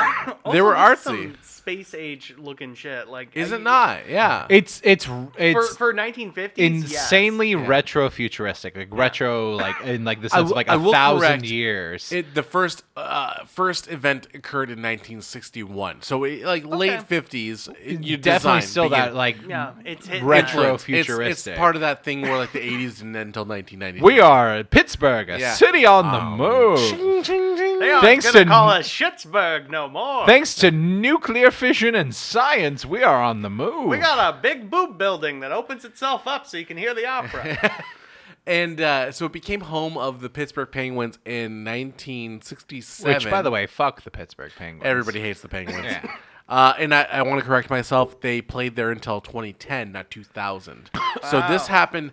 This building was functioning until 14 years ago. Is this so half of the fucking Stanley Cup where the Vancouver Canucks got screwed, then like burned down the city of Vancouver? Like half of that Stanley Cup series happened in this fucking building? No, because I think that was in 2011 or something. Just so close. Just so close. Yeah. So close. Ironically, though, their first game was a loss against the Montreal Canadiens, and then their last game was a loss against the Montreal Canadiens. Which is huge because huge. those may be the only two wins the Montreal Canadiens have ever fucking had ever. Yeah. I mean, yeah, exactly. Suck a dick, Montreal. You speak French, and your hockey team sucks, even though it's been there for 1,000,000 years. Interestingly, the capacity of the stadium at the time, when in 1967, the capacity was 12,508. So below stadium standards. And I recognize that we've been talking about stadiums the entire time, but I wanted to put the innovation because this affects the future of stadiums. But 12.5 is big for a theater. Yeah. Huge It's for a small theater. for a stadium, Small for a stadium. which is what this thing is a hybrid of. In fact, it was 2 seats above the NHL standard to be able to host an NHL team. Really? Two So it's the smallest single- stadium They put in down the- 2 folding chairs They and put 2 called folding it chairs good and said, to "Hey, bring the NHL to town. NHL, All right. can we have a team?" And exactly. So it took 170. It's 170,000 square feet. It's 3,000 tons. $22 million altogether. The roof is 8 sections. 8 sections rotate, and 6 of them rotate to become underneath 2. So it was not a section. What a fucking mechanical nightmare. Absolutely. And it was around The maintenance costs on this had to be insane. exactly why they stopped Yeah. pulling it to be an open room. Though this was conceived to be a retractable roof in the form of a fan, it being the first exposure to the type of architecture had setbacks. In the first year of operation, The first they, model of anything is Oh, yeah. always like, it's a cool proof of concept, but it's a fucking nightmare to If try you and just would have maintain. showed me some like concept art of this Yeah. and like I'd be like, yeah, no, of course they didn't make that. But yeah, it But never they happened. They did, and it. To interject, gonna suck. to interject my theme of all of these, of this show, the first model year of any car is always like a fun proof of concept of like everything that cool that's gonna be of that generation. You never want to buy the first year of a generation of a car because it's the one that has all the fucking problems. Because it's like they haven't worked the kinks out yet, and this is the stadium equivalent of that. They have Absolutely. not worked the kinks out yet. Exactly. It was a great concept. And so for the first year it was in operation, they never opened it. It was only on... Isn't that not the funniest thing? They didn't open it for the first year. And it was Janet, only... they might open it tonight when the Penguins play. What if the Penguins... Well, the Penguins... That's why I'm wouldn't gonna come to spend town for 75 5 Janet, cents. they're gonna open it at the end of the opera. I tell you. The Penguins wouldn't come for 6 more years. And yes, like... magical as it is to have When an we see opera... Vivaldi, they may open the fucking door. This I will say, this feels, especially with this diagram down the bottom left, where most of your seating, you have that lip that goes up above the dome. Yes. That we see in all of our Magical, pictures. is it not? But it looks like most of the seating is below dome level. Below dome. And it's just oppressive in the inside with it closed. Yeah. It's like you're in a fucking But this is 1980 also like or- the Pacific Science Center where you see like your laser Floyd. Like it's Oh, the exact yeah. same Oh, blueprint. laser shows that this place must have been dope. It As must have been fuck. sick. But it does have that brutalist Yeah. look. When you look at the right side Yeah. here of this right image, Is this Dune 3? it's Dune 3. This isn't necessarily even. This is very this right here is very brutalist because if I had a shot of this hole closed, it would look like where's the light? Where's the light? Yeah. Government, give us a light, please. I'd argue it's also somewhat modern. Like you go to the inside of the Sphere in Vegas Oh, for sure. Oh, sure. yeah. when they're not doing something. Right. It looks just like this. Absolutely, yeah. absolutely. This walked, so the sphere can run. Mm-hmm. So the Sphere. I could- was afraid to bring it up because I was like, oh no, is that what this episode's going to be? We're not going to the sphere. We're Oh, not going to not the yet? sphere. No, not at all. So July 4th, 1962, at a Carol Burnett show. Oh, my was the God. first time they opened She up. tugged her ear. Which interesting. Due to operation costs and repairs, they stopped opening the roof fully in 1995. I was wrong at the beginning of this episode. Going partially open. So you had like a good almost Until 30, 2001. 30-year run. Yeah. That's pretty Having good, the ability actually, to do it. Yeah. I mean, good on you, Pittsburgh. Just look Fuck at your city. Look but at any power windows on any of your cars. If they last 30 years. fuck Mine's you. at 20, so don't curse me. Yeah, I was gonna say Don't you dare. mine's at 25. So like, fuck you. Mine's at 10, so it's not doing so hot. My rear window still rolls down. I confirmed that this morning. My AC doesn't work, so that might be the curse. That might be the thing. Mine still does. Ooh. Fancy lad. That's going to bring us to our next slide, y'all, which great. is the modern stadiums. This is a contrast between football and baseball, not because of the episode, but this is a mix of everything we have seen already. We have our gigantic stadium for sports to be played in. We have our retractable roof, and then on the bottom we have SoFi Stadium, which is a dome, complete dome for football to be played in. And at this point in time, the most current. Stadium. That's why I picked these two. Yeah. Out of the two big sports in American sports, we have the most current baseball stadium, which is Globe Life Field, and we have the most current football stadium, which is SoFi Stadium In Inglewood. In Arlington and Inglewood, which two teams that don't represent those cities. No. So fantastic. So in SoFi Stadium, we have 3.1 million square feet. We have $5 to $6 billion in cost, 70,000 capacity, and it opened in 2020. In Globe Life, 40,300, and this one has a retractable roof. And in the back, you can see AT&T Stadium. That Yeah. Jerry's World. which is gigantic. It's a fucking behemoth. Yeah, this thing right here. And especially considering the NFL, because it holds its capacity. Correct me on this, because you've recently been there. I want to I say know it looks big. I want to say it's somewhere in the ballpark of 100,000 people. I would say so. Which is like 30,000 more than your average NFL stadium. It's like it's like NCAA. Like that's why like so many like college football championships are held at Jerry World.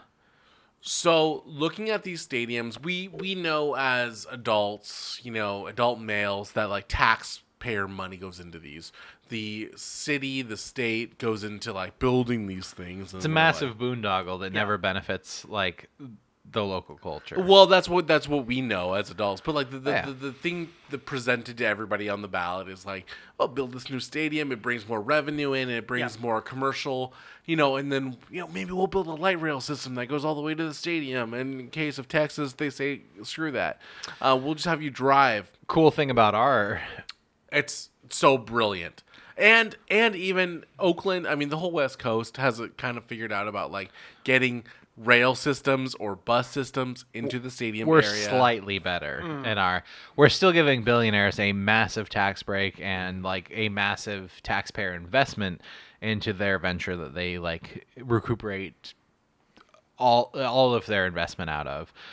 For all the events, but like at least in Seattle, I will give us that. Like we're still cucks to capitalism, but at least we can still bring in outside food and beverages that we have purchased for exorbitantly upcharged prices from vendors outside the stadium and bring them in.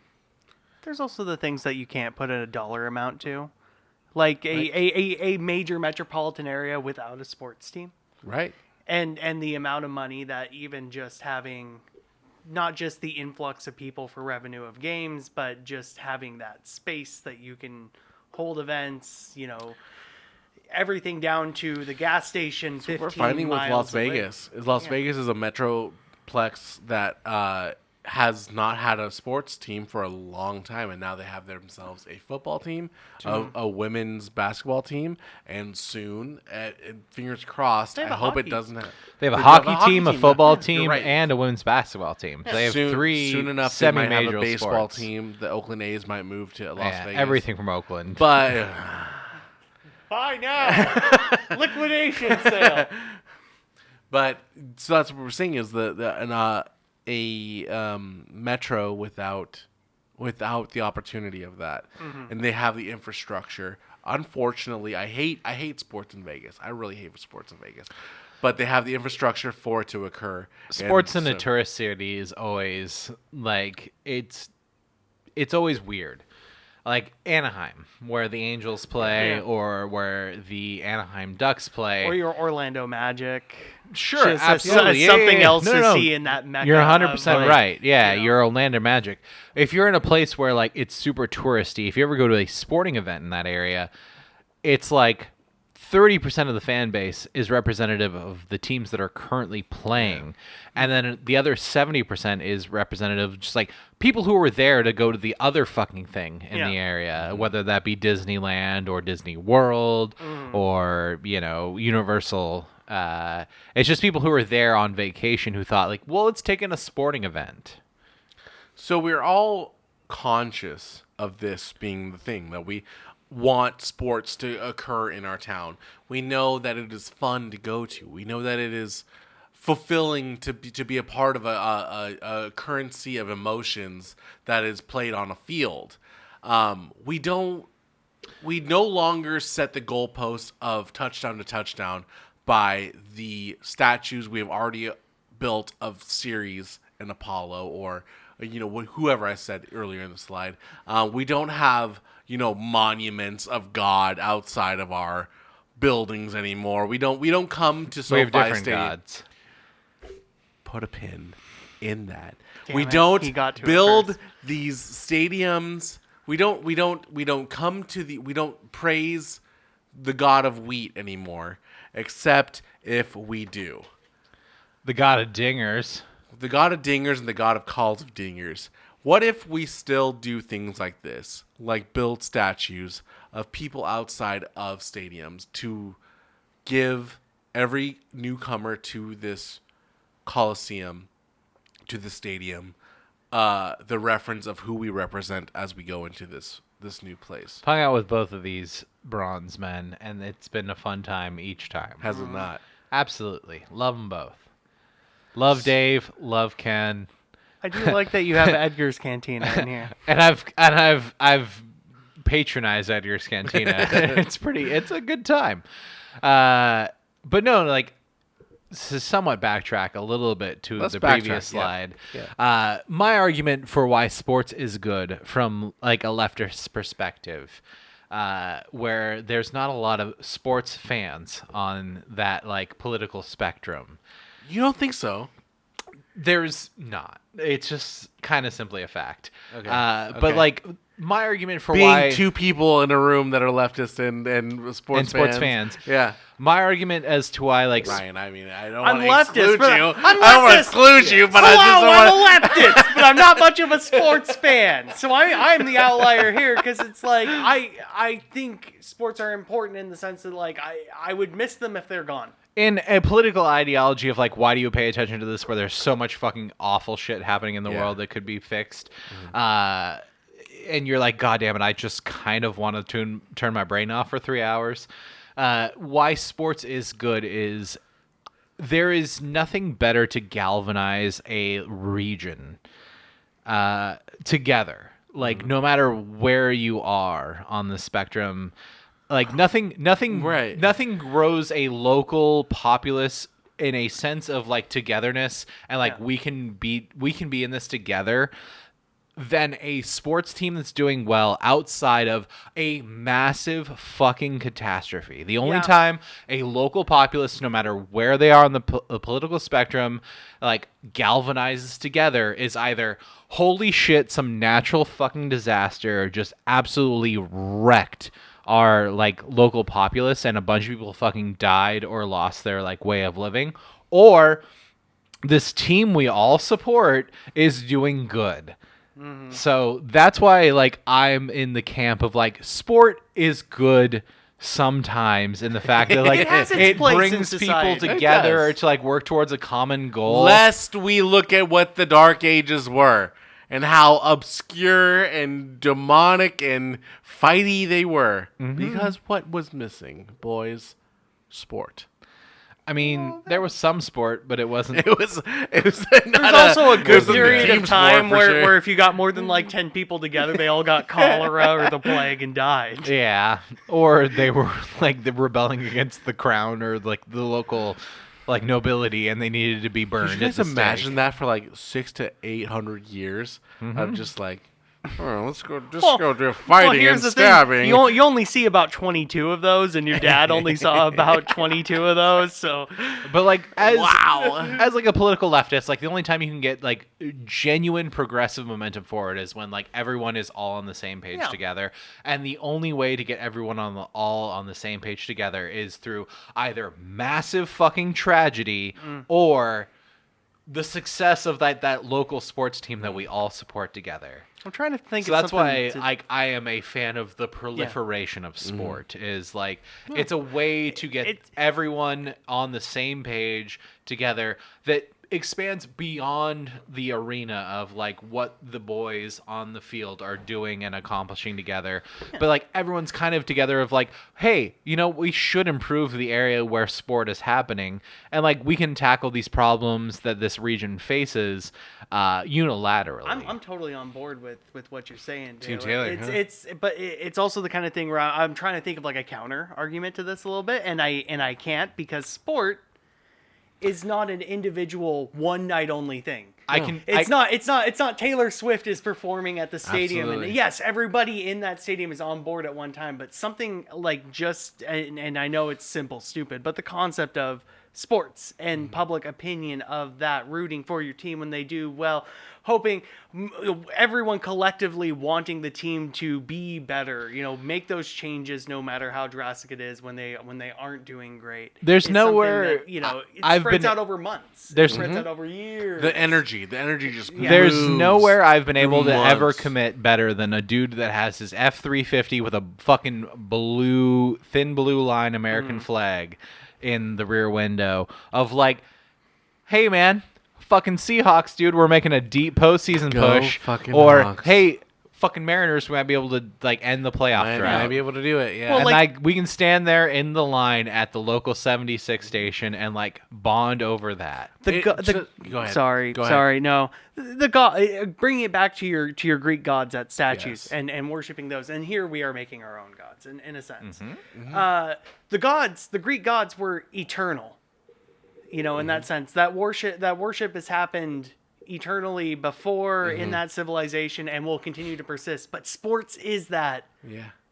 This night, Sunday. It galvanizes a region. Yeah. Well, I feel like it sets the metaphorical arena for gods to happen. Yeah. Right? Like you wouldn't have a Ken Griffey Jr., you wouldn't have an Apollo if there was not for the arena of somebody who can deliver us into something else. Yeah. There was an Apollo at one point, and Apollo was such a great human being in such a sense that people were able to praise this person. I mean, Ken Griffey Jr. represents a like, especially if you look at that plaque between 1989 and 1999, that was a transformative period for Seattle, Washington. I mean, previous slide, the Kingdom, it was a place that he made his name in, and a future slide will find what occurs with that stadium. The stadium that comes after. What's right behind him is the stadium he built. But, like- not physically, but metaphorically, he was the person that allowed. Give it 2,000, 3,000 years. They'll be telling the legend of Ken Griffey Yeah. Jr. and Who how made Seattle. who built this stadium brick by brick. I because would say with his built own the hands, city yeah. himself. Like, Yeah. oh yeah, we know that the city of Seattle was kind of founded in 1870, 90.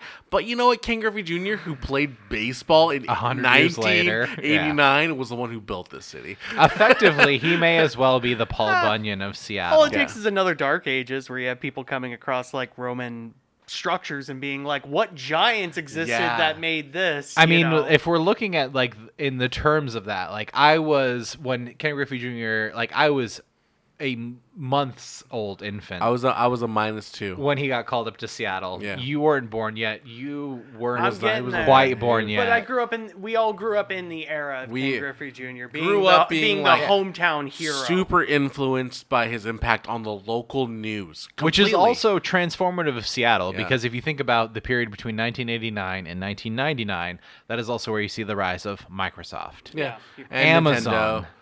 Nintendo. Your grunge music. You're yeah. 4 years into the NES. You're getting your Super Nintendo. Can we say Seattle had a moment? Yeah, this Yeah. is The this is Sonics went to the finals Yeah, in it's marked 1996. out on here on the top. 19 date. Yeah, here we go. Here we go. 1999. Rest in peace, Seattle, 1989 to 1999. This is when you became a And then metropolis. 2009 to 2010 was when We just had Macklemore a came. really good summer that year. Macklemore came back. It was like, yeah, gave us a thrift shop or whatever. I have distinctive memories of that, like that last little part of the plaque there of 2009 to 2010. Yeah. Like, I remember, like, I was a Sahara pizza driver at that point in time, and I remember like packing boys into my 1995 Toyota Camry to go to the South Balls Deep Camano Island while we were listening to 7:10 a.m. for the Mariners broadcast, and Griffey, even in this days when he's falling asleep in the clubhouse, is still hitting walk-off dingers. every now and again. The kid never retires. To give you that fucking like a little bit of hope as you're driving past the Elger Bay grocery store, and all of you lose your shit in the kid car, is eternal. smoking a bowl. That's heading the back. God status of people you put outside of your stadiums. Your what used to be your dedicated circle to praise the gods. You put your God statue outside of your stadium. King Griffey Jr., as we can stand here and just talk about memories of him. Motherfucker's got 3 video games. Yeah. He is the one that we dedicate our game to. But it's also very interesting, and of course, this would feel incomplete without a Dave Niehaus, in the sense of your metaphorical, your modern gods are not just created on the field that they play. It could be the voice of a team. It could be. You no longer have to have the god of the game. You have the god of the description. It's You have the expanded god- to surround the game. Your medium to the game, like Dave Niehaus, is that medium between you and the action that's happening on the field. Baseball, your voice of the game. baseball is a game that is like transformative. It's one of the it's the only game, in my opinion, of all the 4 major professional American sports that I prefer in the radio medium. Yeah. It's the one that has the Baseball's great tempo radio. for the game. So to move this along, I have a picture sitting in the chair next to him. But then you also Of include myself. Edgar's Cantina, so you get the 4 staples of any sports entertainment, which are nachos, tacos. I've also salsa, watched a Mariners and- game. I've also I've also had a torta. I've had a torta there. I've watched a Mariners game in Edgar's Cantina. It's a great fucking time. Yeah. You erect the statues of the heroes that like you're given. so these are Northwest heroes. These are our Northwest gods, as the way Greece and Rome would have their own versions of the gods. You will go to Pittsburgh, you will have your own god. You will have to go to Philadelphia, you'll have Nick Foles outside of the Lincoln Financial Field as their god. But instead of having Sarah or Apollo, we have Budweiser, the god of beer. We have Kid Valley, the god of cooked meats and grains. We have T-Mobile, the god of communication, but also the god of stadiums, right? So no longer do we do these for the sake of gods. We do these for the sake of revenue and like We make our own gods. we make our own gods. And in that fallout, we have found that there are new gods. FIFA and the Olympics. Those are 2 big international fucking cartels. Mega corporation. We're really familiar with these 2 corporations, are we not? As an American, not necessarily. Yeah. As like Oh. someone who's slightly smarter than your average American, yeah. I mean, I've only heard about the shady shit that like FIFA's done, and I assume like Olympic stuff usually it tends up Shady being, as fuck as well. well, like you go out and whoever's hosting the Olympics, you make a bunch of shit, you make it on the cheap, and then it's just sort of like you leave whoever hosted the Olympics to kind of pick up the tab and find a use. For if all this sport shit. if I may necessarily spoil Zach, if you'll allow me, Give it a go. if you're the locale that has chosen to hold a FIFA World Cup or an Olympics, the juice is not worth the squeeze for you. The amount of money that you spend hosting these massive fucking events may or may not come back in the revenue, and most likely will not come back in the revenue. You will generally create massive bird toilets that are monuments to like this event that once happened here at one point in time. At best or at worst, there was slave labor and people that died constructing the monuments. Taylor in has which such a grin on his face right now, like Because it's like did he peek in he's- the Christmas packet? Like He has seen every slide I have coming. But I it's like sports. fantastic. I like sports. Because he knows the logistics of this. And in fact, I wanted to put back on the Pittsburgh arena. Yes, Pittsburgh, where the Penguins played. To build this structure, they had to displace 3,000 homes, and those 3,000 homes were located in the black predominantly- neighborhood. Yeah. Yeah, they Thank got you very redlined much. and eminent domain. And the very tip of the iceberg was a black church that was protected by the United States because it was a church under certain procality or certain dimensions. They were of the protected law. under the First Amendment. They were protected, and the city voted to just displace them anyway, for that sake. Probably an FIFA, NAME church. I take back all the things I said about the cool dome. It was cool though, was it not? It was was pretty cool. cool. Like there, But- two things can exist simultaneously. They can exist together, but morally, we're on one side or the other. There's a moment in every tragedy where it's kind of cool for a second. I mean, granted, if it happened in America, it fucked over black people or Yeah. indigenous people. Typically. That's a guarantee. Yeah. So we have ourselves FIFA, which was actually originally a part of the Olympics. It was a committee that was founded to provide services to the Olympics of a very pure soccer football league. And FIFA's been purely football since its inception, right? And- It but wasn't there- they didn't dabble in like, oh, There's we're basketball. also doing Well, there's FIBA, an offshoot of FIFA. Okay. FIBA for basketball. And it was founded in. Do anybody want to guess where FIFA was founded? I mean, 1960s. No. Where?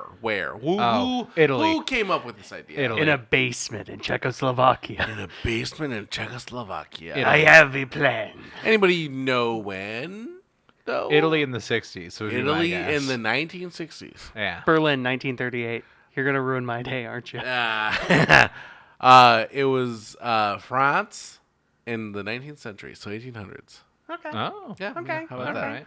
And there was a union for rugby and soccer. So yeah, there was soccer, there was rugby, and that's what was happening in France at that time. So in 1902, the Frenchies created an organization called the Fédération Internationale de Football Association. Is that right? You have two redundant fucking syllable or Fédération Internationale de Football Federation and Association. Association. A little redundancy there, but yeah, international in football. There you go. And initially, it included Belgium, Denmark, France, the Netherlands, Spain, Sweden, and Switzerland. It was a small committee. Okay, yeah, And there was a small amount of people that then participated in the Olympics. Central Europe. Yeah. And now the first time the FIFA committee, the embodiment of FIFA, occurred was in the 1908 Olympics in London. 4 years after the one in Missouri. Yeah. So over the 20th century, 211 countries would become a part of the FIFA organization. Damn. It is the global game. It's And- the global sport. Over the course of World War I, it almost demolished because there was the case of Britain was like, we don't want to play a game against With those our juries? enemies, something like that. Crowd yeah. bastards? Something like that. Yeah. And So the fucking Ottomans. over the case, FIFA would run soccer for the Olympics up until 1928. Then they decided to have their own competition and disband from the Olympics. They became their own full force in 1930, and they hosted their first game. That is also around the time that performance-enhancing drugs really hit sport. Yep, sure. Very sure, yeah. Just floating out there. I'm not saying correlation causes causation, but I do like that FIFA split from the Olympics, being like, you know what, fuck you, we're gonna create our own Olympics with blackjack and hookers, just football. I have that written right here. what do you think the Olympics is? It was just a guy. It was just a bunch of people 130 years ago who went fuck it, we're creating our own Olympics with fucking blackjack and hookers. So they decided to create their own competition with blackjack and hookers called the World Cup, and the World Cup was first held in 1930 in Uruguay. Ooh. Uruguay was considered because of their 1928 Olympic Championship. Yeah, before it was a Nazi paradise. Well, also, yeah, and Argentina. About 15 years before it was a Nazi paradise. They were laying the foundation of a Nazi paradise. Yeah. For sure. As Nazis were becoming a thing, they're like, we gotta have a background. We gotta have a backup plan here. We got a place where we got to do sport. So there have been 22 World Cups in the history of time. Then there's also the Olympics. We're very we're very familiar with the Olympics. I mean, as Americans, There's a World Cup every year. There's a Winter Olympics. there is a World Cup every 4 years. Oh, Every year there's a Winter Olympics. Very fair. Yes, That's when the Yeah. stars align. That's Basically. that's exactly so the Olympics. I'm gonna have a Winter and a Summer Olympics. Your Summer Olympics are The big one, the big real one. the real one, the one that not the Constellation, Not the Sean White one. not the Sean White or the one. Chrissy Yamaguchi one. the Apollo Ono one. He's so fast. He's though. so fast on the ice. Not the Tanya Harding one. Not the Do You Believe in Miracles one. Yeah. The Olympics bring us competition in so many fields. You have your track and field, and now you have baseball. You have now skateboarding. You got basketball. You got the Basketball. fucking dream team. Dream team. In the I mean, Olympics. there's a whole like almost episode in the fact of like in what is it, 1992? Don't test me on this. 1990, I don't know where- on the top of my head. Like the Olympics removed the like restriction that you had to be an amateur basketball player to compete in the Olympics, and that's where you get the dream get team. your You get your superstars. Michael Jordan, your Larry Bird, your fucking Charles Barkley, You get your the Patrick inspiration Ewing. for the evil team and a Space Jam, Yeah. basically. Yeah, you get your Monstars. Yeah, the meme team. from it. We're familiar with FIFA and the Olympics. I guess I have a supplementary slide for this of their ceremonies. So this kind of how the deal goes. If you're not familiar with it, it is a big festival of events that occur in your town or city. Mainly, I think the one in the bottom Your right, series of towns. Yeah. which is what it ends up being. It's titled the Olympics in Beijing, but it takes place over several cities. You have your FIFA. It is presented as being in Brazil, or was it Rio? No, the Olympics were Rio de Janeiro. It was Brazil, Yeah, but like Brazil you have for the Rio World de Cup. Janeiro, Sao Yeah. Paulo, like like a bunch of different cities that were. What is given to the audience is a presentation of our history, and it's being presented to a huge community. So we get to flaunt off world. what it means to be Chinese, what it means to be Brazilian. In the case of the 2021 Olympics, What it means to be Japanese, Japanese. yeah. What it means to be American in the case of 1984. or there's Salt Lake too, which was the Winter Olympics. There's so many giant cases. cultural exchange. It's a culture. Yeah, exactly. It's a display of your culture because you've been chosen by the god The Olympic Committee. to be a part of to be broadcast to the world to show that I am the best boy at this point. At this point. I mean, even in 2000, you had the Olympics returned to Greece, the origin spot of the Olympics in Athens, and all across Greece, as it was like a little scrappy fucking island country attempting to like make its case for the EU to accept it, and it's worthless currency. So for God to come to you and to deliver you such great praise and to make you feel like you're the number one star, what does God demand? Great sacrifice. God demands great sacrifice, does he not? If this is the This looks like whoever this archangel of Michael or Lucifer motherfucker's just like, nah, dog, I told you to cut the goat. No, you fuck the guy and I cut the said goat. I wanted a goat taco, not a young boy taco. God. Easily. Goat Eas- meat. You fucking throw all the seasonings that birria has on a goat. I'd fucking eat it like an. Still not gonna eat a human taco. Are y'all aware of this image? No. I feel vaguely, but I have no clue. This is clearly what a- this a- represents. Is this Job? No. Abraham. This is the sacrifice of Isaac, his first son. Or one of his sons. I shouldn't say first son because I don't know specifically. But it is the sacrifice of his son. It is painted by Caravaggio. And It's Renaissance oil painting. and so in the Bible, I don't know if you guys were raised in that kind of house, but Nope. Abraham was told by God to sacrifice. It must have been his firstborn. Sacrifice his first son for God, and God being there looking as the goat or ram or whatever that is, and then the angel telling him not to because something stopped him from doing that. Michael, right? Archangel Michael. That's a little bit beyond my 10-year-old knowledge of the Bible. Yeah. But There's many important angels in the Bible. so many. It's like being a Greek mythology or something. Gabriel, You know what I mean? Michael, one of those guys. There's so many of them. Hi, my name's Darren. Darren the Aaron.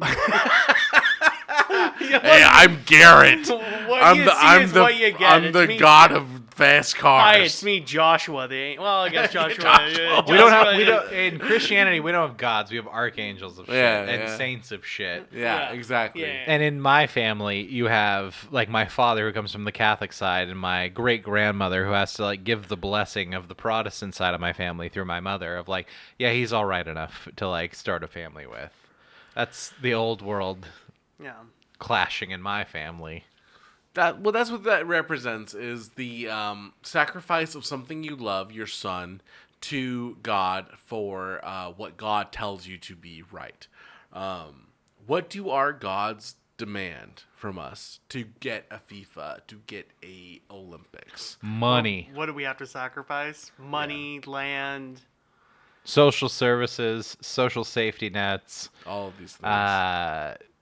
Security. We gotta prop up a like sex worker ring where a bunch of people are exploited for the tourist market. What else? You have to also violate a massive amount of like international law that allows for like the sale of alcohol, even if though like your country has banned the sale of alcohol at sporting events within your country. Put a pin in it. I will. I've been alive for some of these events. You sure have. That's why I know them too. Depending on the quality of the sport itself that's being played that day, you may sacrifice the game itself. Your moral 100%, backbone, your yes. scruples, like the soul itself of your country. Yep. Like you have to put it all on the line for hopefully to make that fucking cheddar of those international tourist For dollars. your more abstract sacrifices. And also to, like the inevitable tourism dollars of the world. Everyone always talks about how like being the host site of a World Cup or an Olympic Games never is worth the dollar value for the event itself. I know. I know I was setting you up. Yep. I was doing it low and slow down the middle. And if you want to take over, please interject at any time. But there is a value that comes after the event itself. Things do happen. So what our gods do demand of us, and in the case of FIFA, 14 stadiums need to be functioning and to capacity of what a FIFA game would need. Because Oftentimes erected. the World Cup is basically 14 teams are basically qualified. It's for the it. soccer. Not just It's the 14 soccer teams. Olympics. It's a lot more. Okay. Yeah, It's the soccer Olympics. I didn't know if it's like just still because I've never followed the World Cup. I just always assumed like, oh, Japan's gonna be in there. But Yeah. was there like a competition Not always. to get that Japan team to be the FIFA team? Yeah, and sometimes it's on, other play. It's like the qualifiers are outside of the country, but the main thing is in that country. And The World Cup is like a constant engine. Like even when there's not a World Cup that year, there is always qualifiers. Like they're always winnowing down the teams that will be a part of that World Cup. Perpetual, every 4 eternal years. flame of a worldwide Yeah. sporting It's event. it's much like the Olympics, yes, where there's maybe 1 year that an Olympic contestant does not have to think about qualifying or anything like that. Maybe. But Yeah. it's, Like 9 it's a year. months. Then it's like a year of training, a year of qualifying, and then like getting the bid to go and like qualifying for the Olympics for your country. Yeah. 2 years yeah, prior yeah. to the Olympics, and then training for it for a year, just like get into that country. So, man, FIFA also requires you to praise other gods, as you would assume with Apollo. Yeah, you got it. You know it. Apollo has his fellow gods of Ceres and of the people found in Delphi. FIFA requires you to be understanding of other rights that come with their good graces. So that brings us to our next slide. Yeah. Situations of you going against your morals to appease your gods. And your laws. In the case of Brazil in the 2014 World Cup, they had laws prohibiting alcohol sales, beer sales at soccer games due to hooligan. That's what it's called, right? Hooligans? Soccer riots. Yeah. Soccer riots, As we would call them. Hooliganism. in the Western. hooliganism Yeah. occurring, Yeah. and it took not much for them to go against what FIFA would need for them.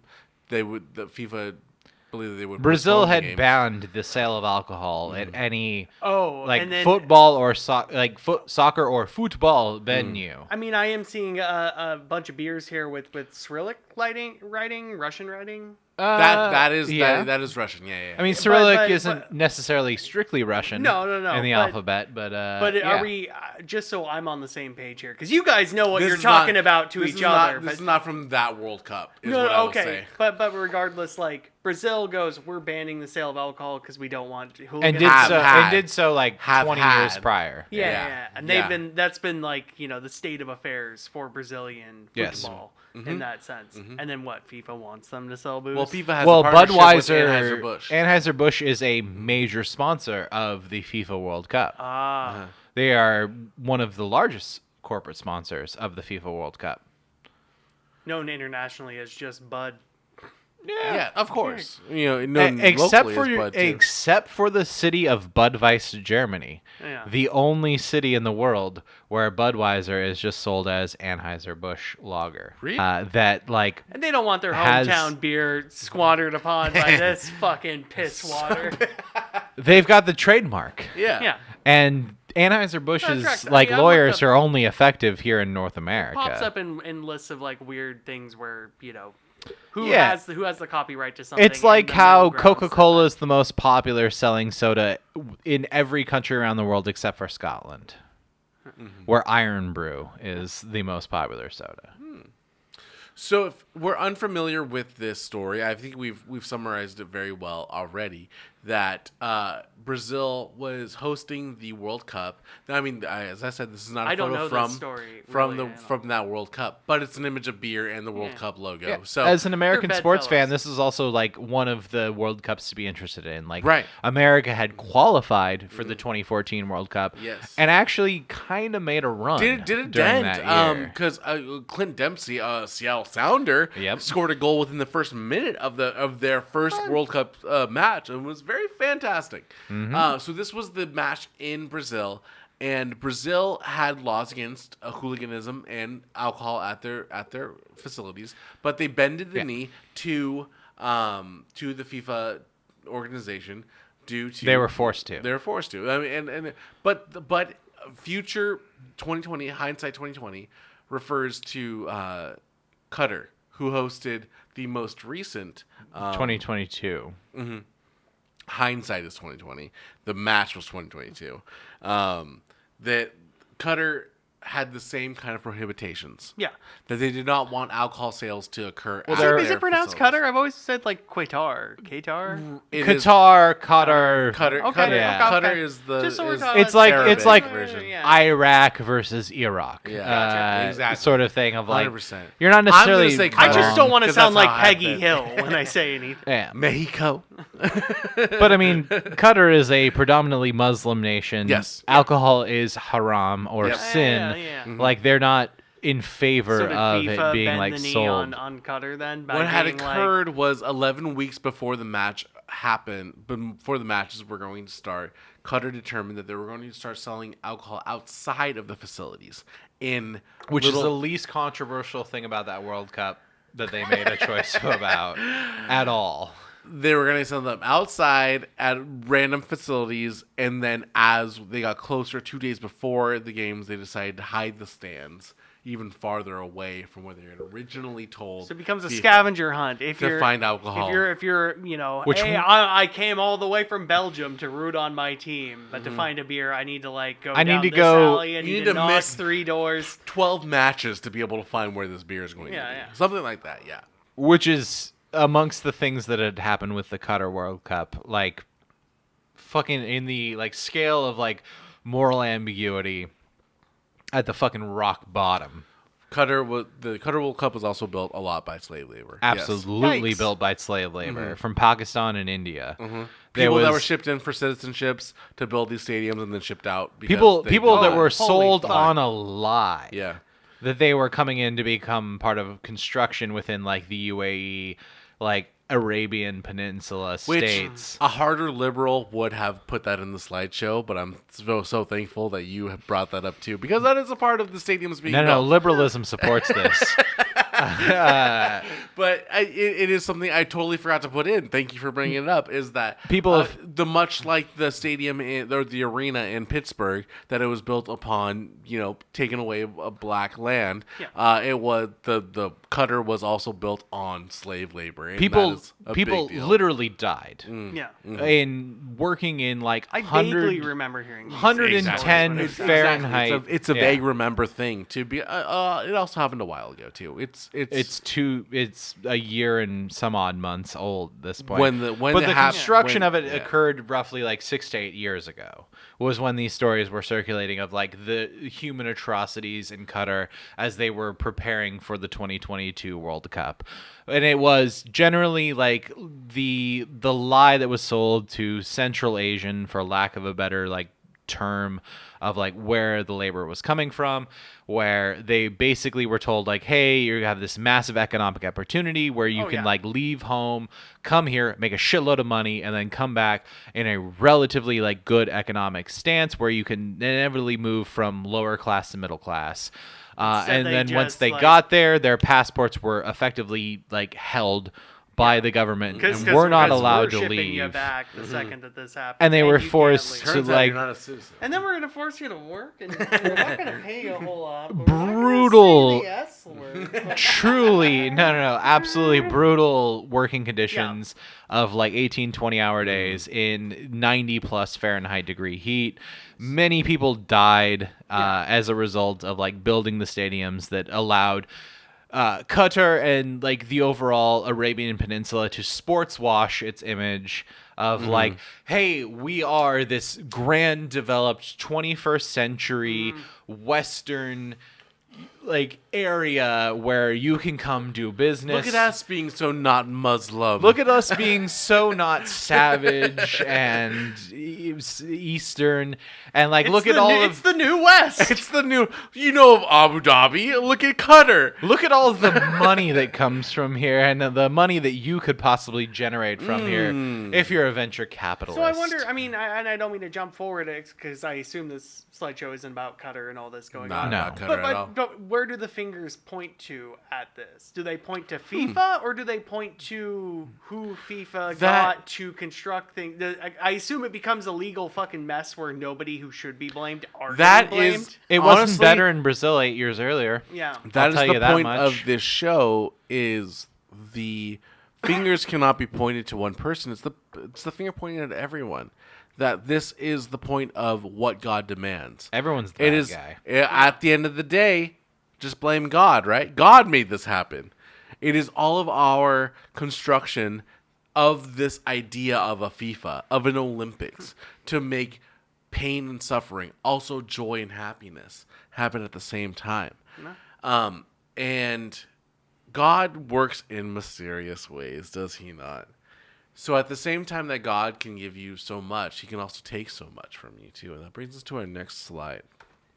The 2020 Olympics. Because the rule of threes, we have 3 examples of God taking from us and us giving to God. Everyone was so fucking hyped. What probably. a banger logo though, right?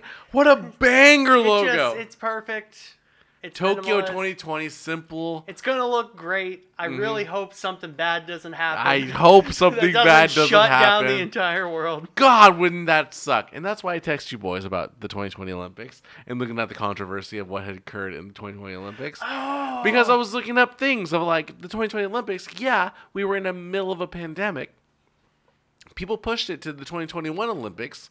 And even then, unsourceable, it's just things I read in like very opinionated blogs people wanted to push it. 80% of the population wanted to push it even farther into 2022, possibly. Or 2023. Even that. Yeah. Even that. So we all know that the pandemic of the coronavirus happened in 2020, and that halted 2019, realistically. Corona. Yeah.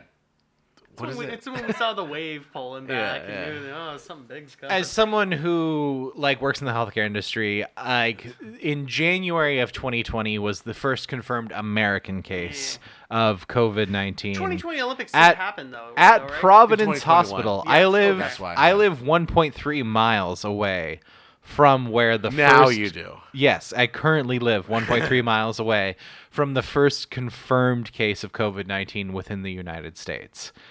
I worked in healthcare at the time for a corporation that is a healthcare partner of the facility that treated the first American COVID patient. Mm-hmm. Like we were also in like a labor struggle at that point in time. Really? Yeah, there was Perfect storm there. there was the threat Some of would say. a medical assistant and nurses like strike happening at that point in time. Zach, Yeah. I don't want to hear about Taylor's job. Oh, What? fair enough. No, Sure. no, I'm just no. I sure. I make You a know joke, what? but no. You. What are some like?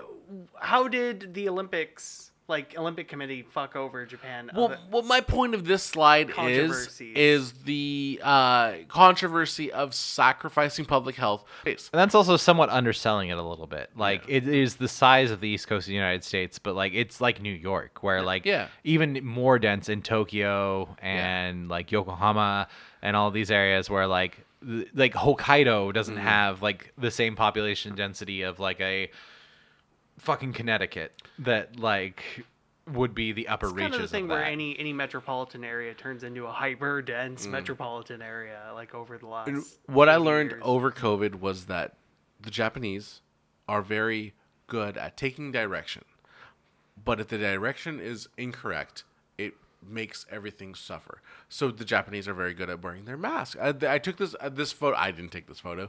This photo was taken in 2020 to be very accurate with what life looked like.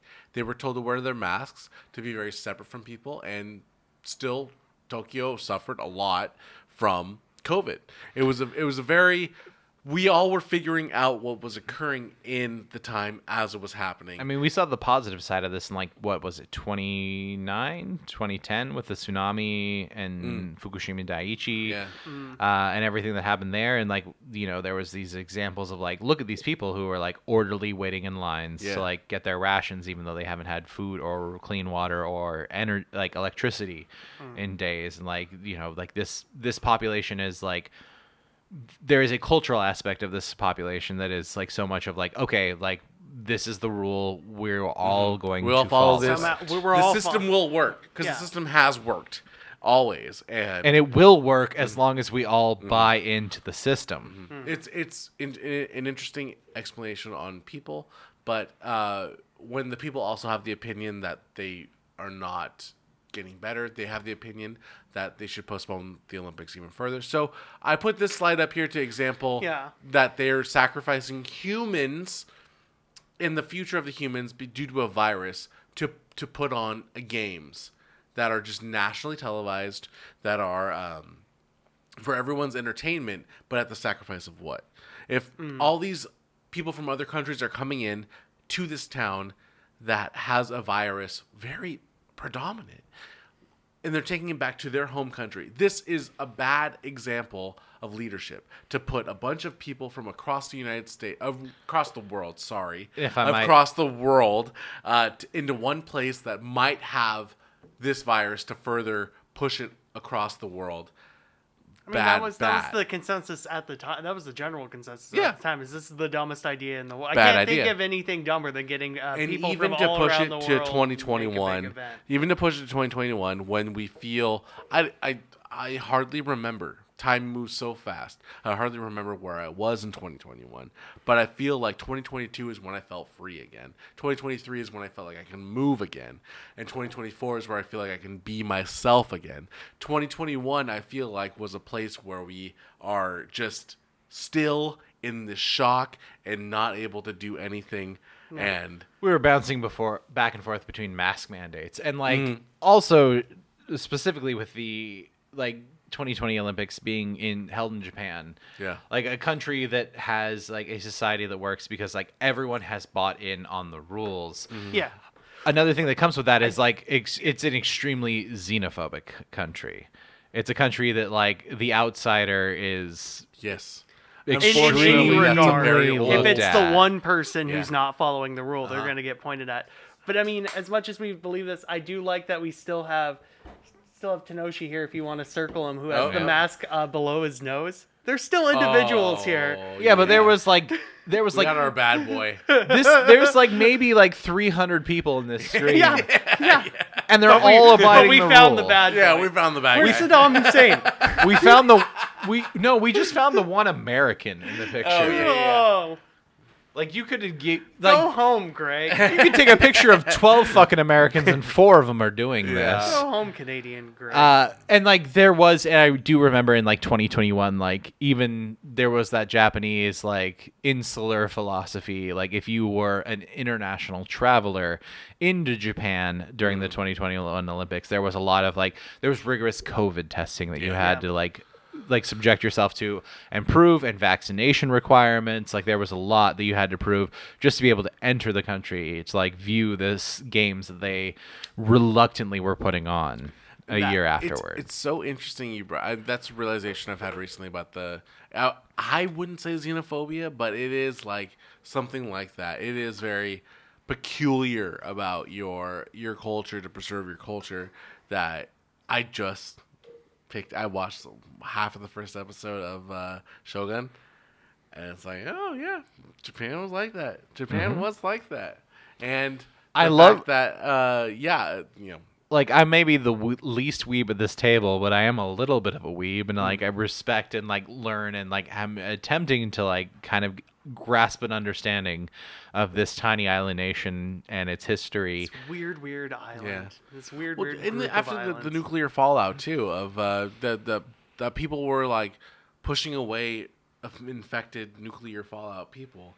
That there was a rash of society that was like, we do not. None of the three of us are anthropologists, yeah. but it is that sort of they're the other now. The others. They're the other. Shun them. It's Can't this have the weird, other. like, both communist and fascist simultaneously society. Yeah. Where, like, there is this in-group that must be protected at all cost. But within that in-group, like, everyone is an equal no matter what. Until you're not. And it's so interesting. I would say it's very valid, but it is interesting that there is a difference, a dark line between when you are and when you aren't. And it's, I don't know. No, like I said, like I'm It's- I'm the least qualified at this table. Like I have no Japanese ancestry. I've never been to the country. I've like never really studied the culture that much in depth. But philosophically, it is there, and that's something to be noted too. But okay, so guys, I'll move this along. This is not about the Tokyo Olympics either. Nor is it about Japanese culture. No, This is turning into the Japan cast. It has blood into both of those things. But this is a rule of thirds, so I have one more example of the gods demanding something from us, and that is Kaliningrad in Russia during the 2018 World Cup. I'm sorry. So to satisfy the football gods, say word "cump," World Cup. where all the world gets together Oh for my one big game of Limp Bizkit. Jesus Christ. They do it all for the monkey. So Kaliningrad was built on bad land. How about that? So the designers said that they would, level it with sand, layers and layers of sand. And They're like, look, we're doing a big modern production, like big modern building that'll house this. big building. Big building. Big building. Hey, people Huge. gonna love it. A big Oh, building. big building. They like big building. They put big building in their hands. Igor, can you make it bigger? It gets wider as it gets taller. It's insane. It's like my wife. That's like my wife. Yeah. So this was built. This is where we get the Russian beer carrier from? I assume This, this yeah, is- yeah, okay. yeah. That's where this is- that Cyrillic yeah, Budweiser. yeah. That's where you Yeah. would see the Yeah. Russian beer. So obviously Russia did not have a problem with Anheuser-Busch whatsoever. No, they were capitalist country for at least 30 years at this Yeah. point. They loved it. They loved American money. This building cost $300 million. That's cheap. You think so? That's exceptionally cheap. This is 2018, and they built a stadium It was for probably started in 2014. but still, like a $300 million stadium in an era where, like, at this point in time, even if you started it in 2010, any baseball, basketball, You're looking at billions. football, I mean, like, you're yes, looking yeah. at least $1 billion as your introductory cost But in also, America. Taylor, we are seeing this from the outside. Yeah. Oh, right. it could look. Honestly, Ryan, this looks It exactly. could look like the Katrina shack on This the looks, outside. it this does looks like only- exactly like the Mercedes-Benz Dome outside it of holds Atlanta. 35,000 people. That's pretty good. Yeah.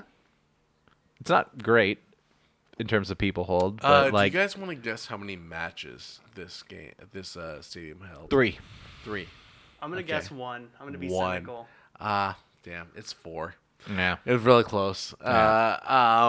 And it currently is sinking into the wetlands that it was built on. It does host FC Baltica.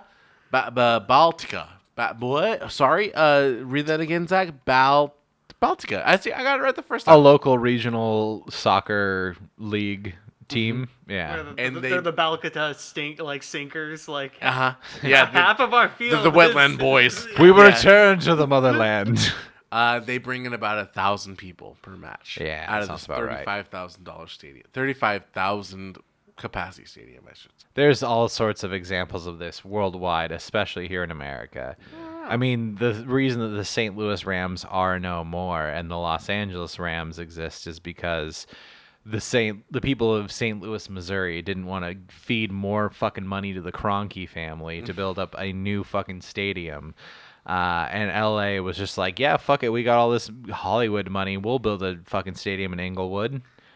It's fucking like flypaper for any sort of corruption. Like, oh, you need a stadium built? Like, yeah, we can. I skim got off- you, baby. We're gonna get slave labor. We're gonna skim off the top. We're gonna play only 4 games in it, and then we're just gonna let it fall into the wetlands. Stadium building and corruption are a universal language. It don't matter where you are on this big blue sphere of ours. If you want to put up a stadium and you are corrupt as fuck, baby, you're in We business. got you. So, what happens to a stadium deferred? Not to quote Langston Hughes, but does it dry up like a raisin in the sun? Or fester like a sore and then run? Does it sink like a rotten meat? Or crust like a sugar over? Like a symphony suite? Or maybe does it just sag like a heavy load? Or does it explode? Thank you, Taylor. It's originally called a poem called Harlem. What happens? You've killed him. I've killed him. I've never seen him laugh this hard in my life. Not in a long time. It's like you quoted my Angelo about NASCAR. Oh my god, that's the funniest fucking reference I've ever heard. Langston Hughes' stadium construction. Like we're not your 8th grade English teacher. We're not gonna. Well, we gotta turn it into a B+ now.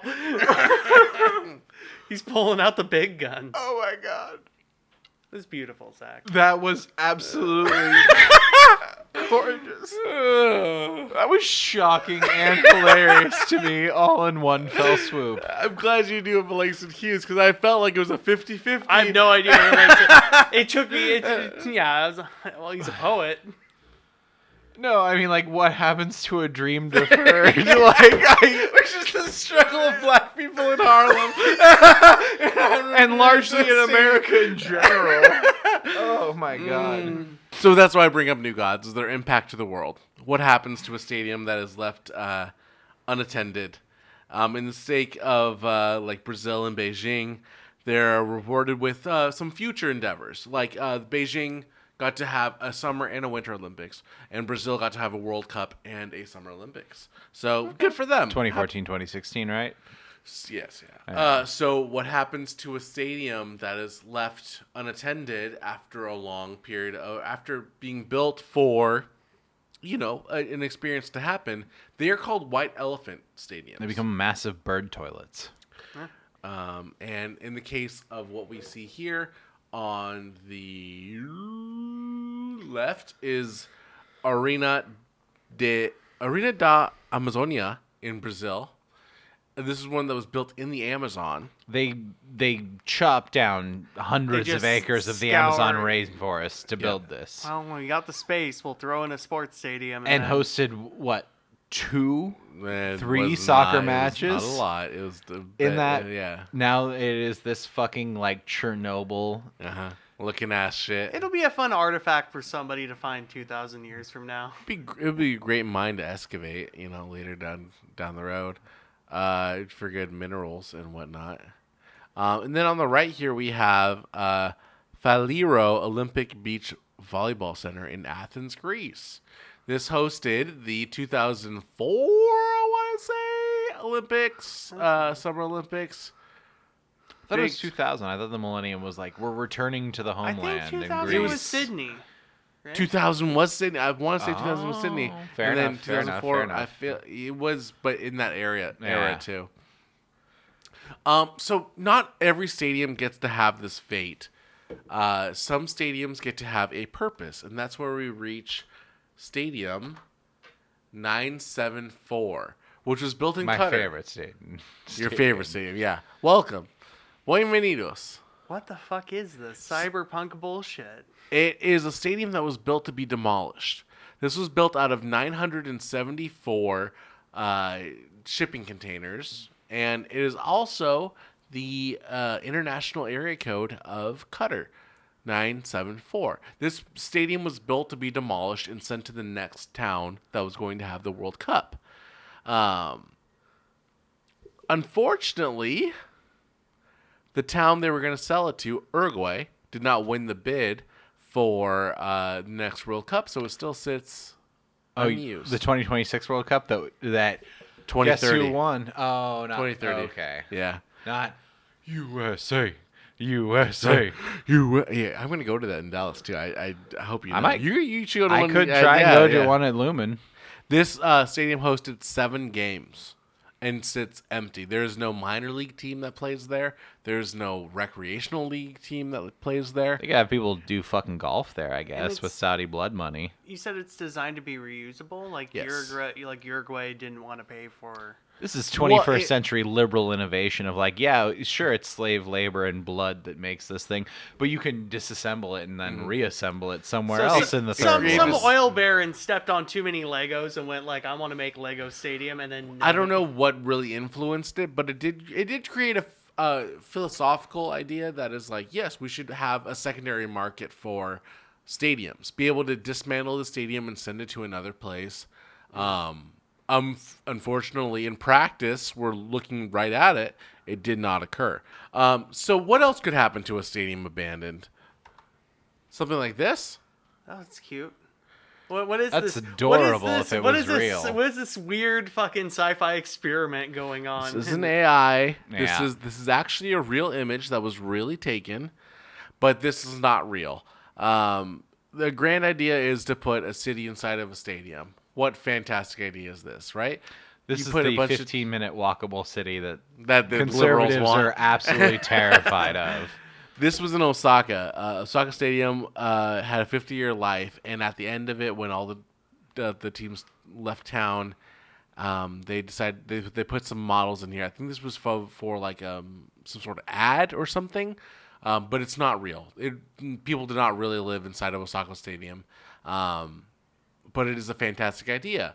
You put residential areas inside of a stadium, and you don't have to demolish the place. You could have facilities inside, have a doctor's office, have something of a medicine area. You can have a food court. You can have all kinds of things inside of this town, and then have cars to get outside of the town. I mean, stadiums are extremely walkable, so like those folks that have a car parked, everyone who has a white Nissan Altima that's parked in that fucking parking lot, like those are the folks who like truly can afford to do so. But for the vast majority of the people that live in this stadium city, this what do you call it from Fallout 4? Oh, your Diamond City. Diamond alright. City. The thing that ruins here. it, though, for me, is all the seats and bleachers around it. Right. Which my mind immediately goes, oh, you know how you spruce up this image and sell it for a new millennium?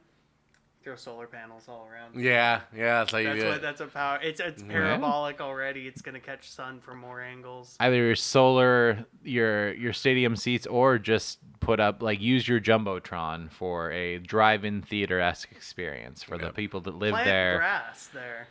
Plant Plant a layer. Smooth yeah. it out. Plant a layer of soil and grass. You could feasibly make agriculture on a second story. So what about the other stadiums we've talked about? What happened in Pittsburgh? What happened in Seattle? So the Pittsburgh the Civic Center was demolished. It hosted its last event in 2010. The Kingdome was taken down in 1999, 2000. Yeah, let's say 99 or 2000, somewhere in the 99 opened ballpark up there. Safeco Field in 2000. I remember watching it live on me too. TV. I taped we all it. We did. taped We it, all yeah. watched it on King Yeah. 5. I think I've always wondered, though, is why... I mean, I understand it was probably the cheaper option. That's why they did an implosion on it. But why Yeah. it didn't get just deconstructed like a normal fucking building. Nah, it's much cheaper just implode it. Just blow it. Make an mean, event out of yeah. it. Tune in Give to them- King yeah. 5 as we blow up. If you were a Northwest sports fan in 1995, Oh, you I already watched it understood yeah. that it was falling apart already. So Yeah. you just put some fucking C4 charges in it and you implode it. And then you tell everyone that lives in Soto, the few people fucking live luck. there, don't be home today. Shut Don't your come windows. to school today. Yeah. The South End grounds are now occupied by by a wing of the Northeastern University. That's what we see here on the right side. And Lord's Cricket Grounds still stands today. As we know, Wimbledon still stands, and we have a secondary building here with the I think American clay courts. Or I think this is American clay, and then this is regular. But we have a contrast between the two, that a stadium arena gets to be taken down, the history gets to be taken down. But like you were saying earlier, that something gets to be built upon it. That much like the South End Grounds third, which I didn't really highlight very much earlier in the show, it was built 250 feet from the second grounds. The spirit of it still lives on top of the previous one. So with the next slide, Circus Maximus still exists very heavily today. Over the course of time, in the over the 2,000 years it's existed, 19 feet of soil has risen from the irrigation that would come through, the water that would come through, the flooding that would come through. So that's why we see now Circus Maximus, which was that slide I showed you guys about like a huge roundabout where the chariots would run. 19 feet below is where you would see the original soil of that. Today, I'll go through the history of here. In the 11th century, dwellings would happen here. They would put little cheap houses, so peasants could live here. And in the 12th century, there was an attempt to drain the ground. So the 16th century, there was a market here. They would have all kinds of festivities and markets here. And in the Renaissance, this turned into a quarry. So any stone that was available, they would pick for new structures. And in the 19th century, excavation occurred. So what we see today is even from an excavation of a modern time. Just they need soil, and it's just a big... Well, also in your, What a halted big mosquito excavation was flooding that would occur. Like as you can see in this bottom photo here, we have a water pool that is occurring here. Yep. What would occur when they would dig deeper and deeper and deeper was like more water. This was a saturated area.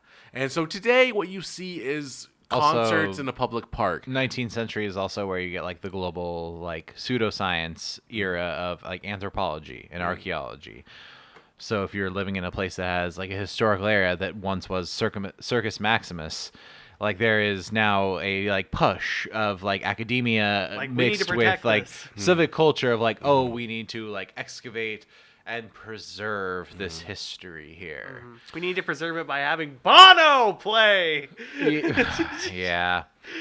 That's you too. Is that really? How did you?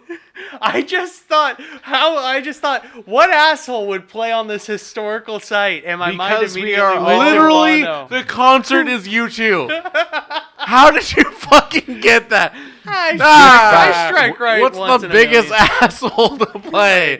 Bono, get him. Because Yeah. we're all children of our environment, Yeah. Zach, and there isn't any like What culturally kind of- significant venue that's opened up beyond 1980 that That didn't is cool. have That is very you true. too, ladies Yeah. and If gentlemen. you two hadn't played the fucking Sphere in Vegas or whatever, like I wouldn't think about They're it. doing a residency of it. They were also the first thing you got on your iPod Touch. Yeah. Like they If you two didn't do it, it doesn't exist. Yeah. That's what I'm telling. beyond 1985, U2 is your significant like it's your keystone to like this is where culture happens.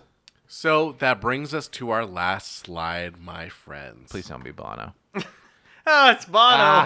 It's It's Bono. Bono and little Bono and like gremlin Bono and bearded Bono. It's other Bonos fighting Bono from Yeah. touching Bono. Yeah. I think Gremlin Bono's my favorite. Didn't you also like paint a parody of this? Yeah, way back in With college. the Pabst Blue Ribbon, right? No, it was a pack of Newports. It was my Juggalo friend and one of his Juggalo friends. It wasn't that great, but it was definitely, you could tell what it was supposed to be. And there were It was a takeoff of Michelangelo's work. I'm no Michelangelo. Everybody knows when two Jews are trying to touch tips. That's what it is, And Michelangelo. pass Newports betwixt one another. So my last slide here, guys, is The roof of the Sistine Chapel. what I set out originally to talk about was the differences in baseball fields and how the We didn't touch on that at all. exactly We touched when, and go. But when I started We learning didn't at about stadiums and their origin, I needed to take a step and move into a different direction. Zach wanted to talk about like the variations of a baseball field, where like your infield is regulated, everything else outside of that is just fucking Wild West. Yes. I wanted to talk about how different you can build a structure by playing the same game. Little did I know the conversation we were always having with God about what we can do with stadiums and the conversation we were having by building them, period. The edifices that we erect. Where they originally came from and why they matter. Where did they originally come from and how do they matter? So I may not have accurately depicted what I ended up trying to say, but what I really wanted to say in this slide show was that we haven't changed much since the beginning of time. That we still build gods, we still have structures for our gods, and we still give everything we want, even if it sacrifices our sophisticated morals to give to God. Sacrificing even our child, as Abraham biblically tried to do. We sacrifice our morals of health and safety of other human beings to satisfy our gods. And that is what I wanted to convey in this episode, is trying to talk to God, even no matter what it takes. I You did agree. good. You did good. Ever since we figured out how to make beer, we wanted to make a big place where we could do that and entertain ourselves. Yeah. And that has been a through line of all of civil society for the past 4,000 to 5,000 years. Well, thanks for being here for this, boys. Yes, Thanks for putting it together. Yeah. Thanks for fucking, in terms of like whose turn is it? Thank you for pulling my ass off the fire, Yeah. Zach. I appreciate it very much.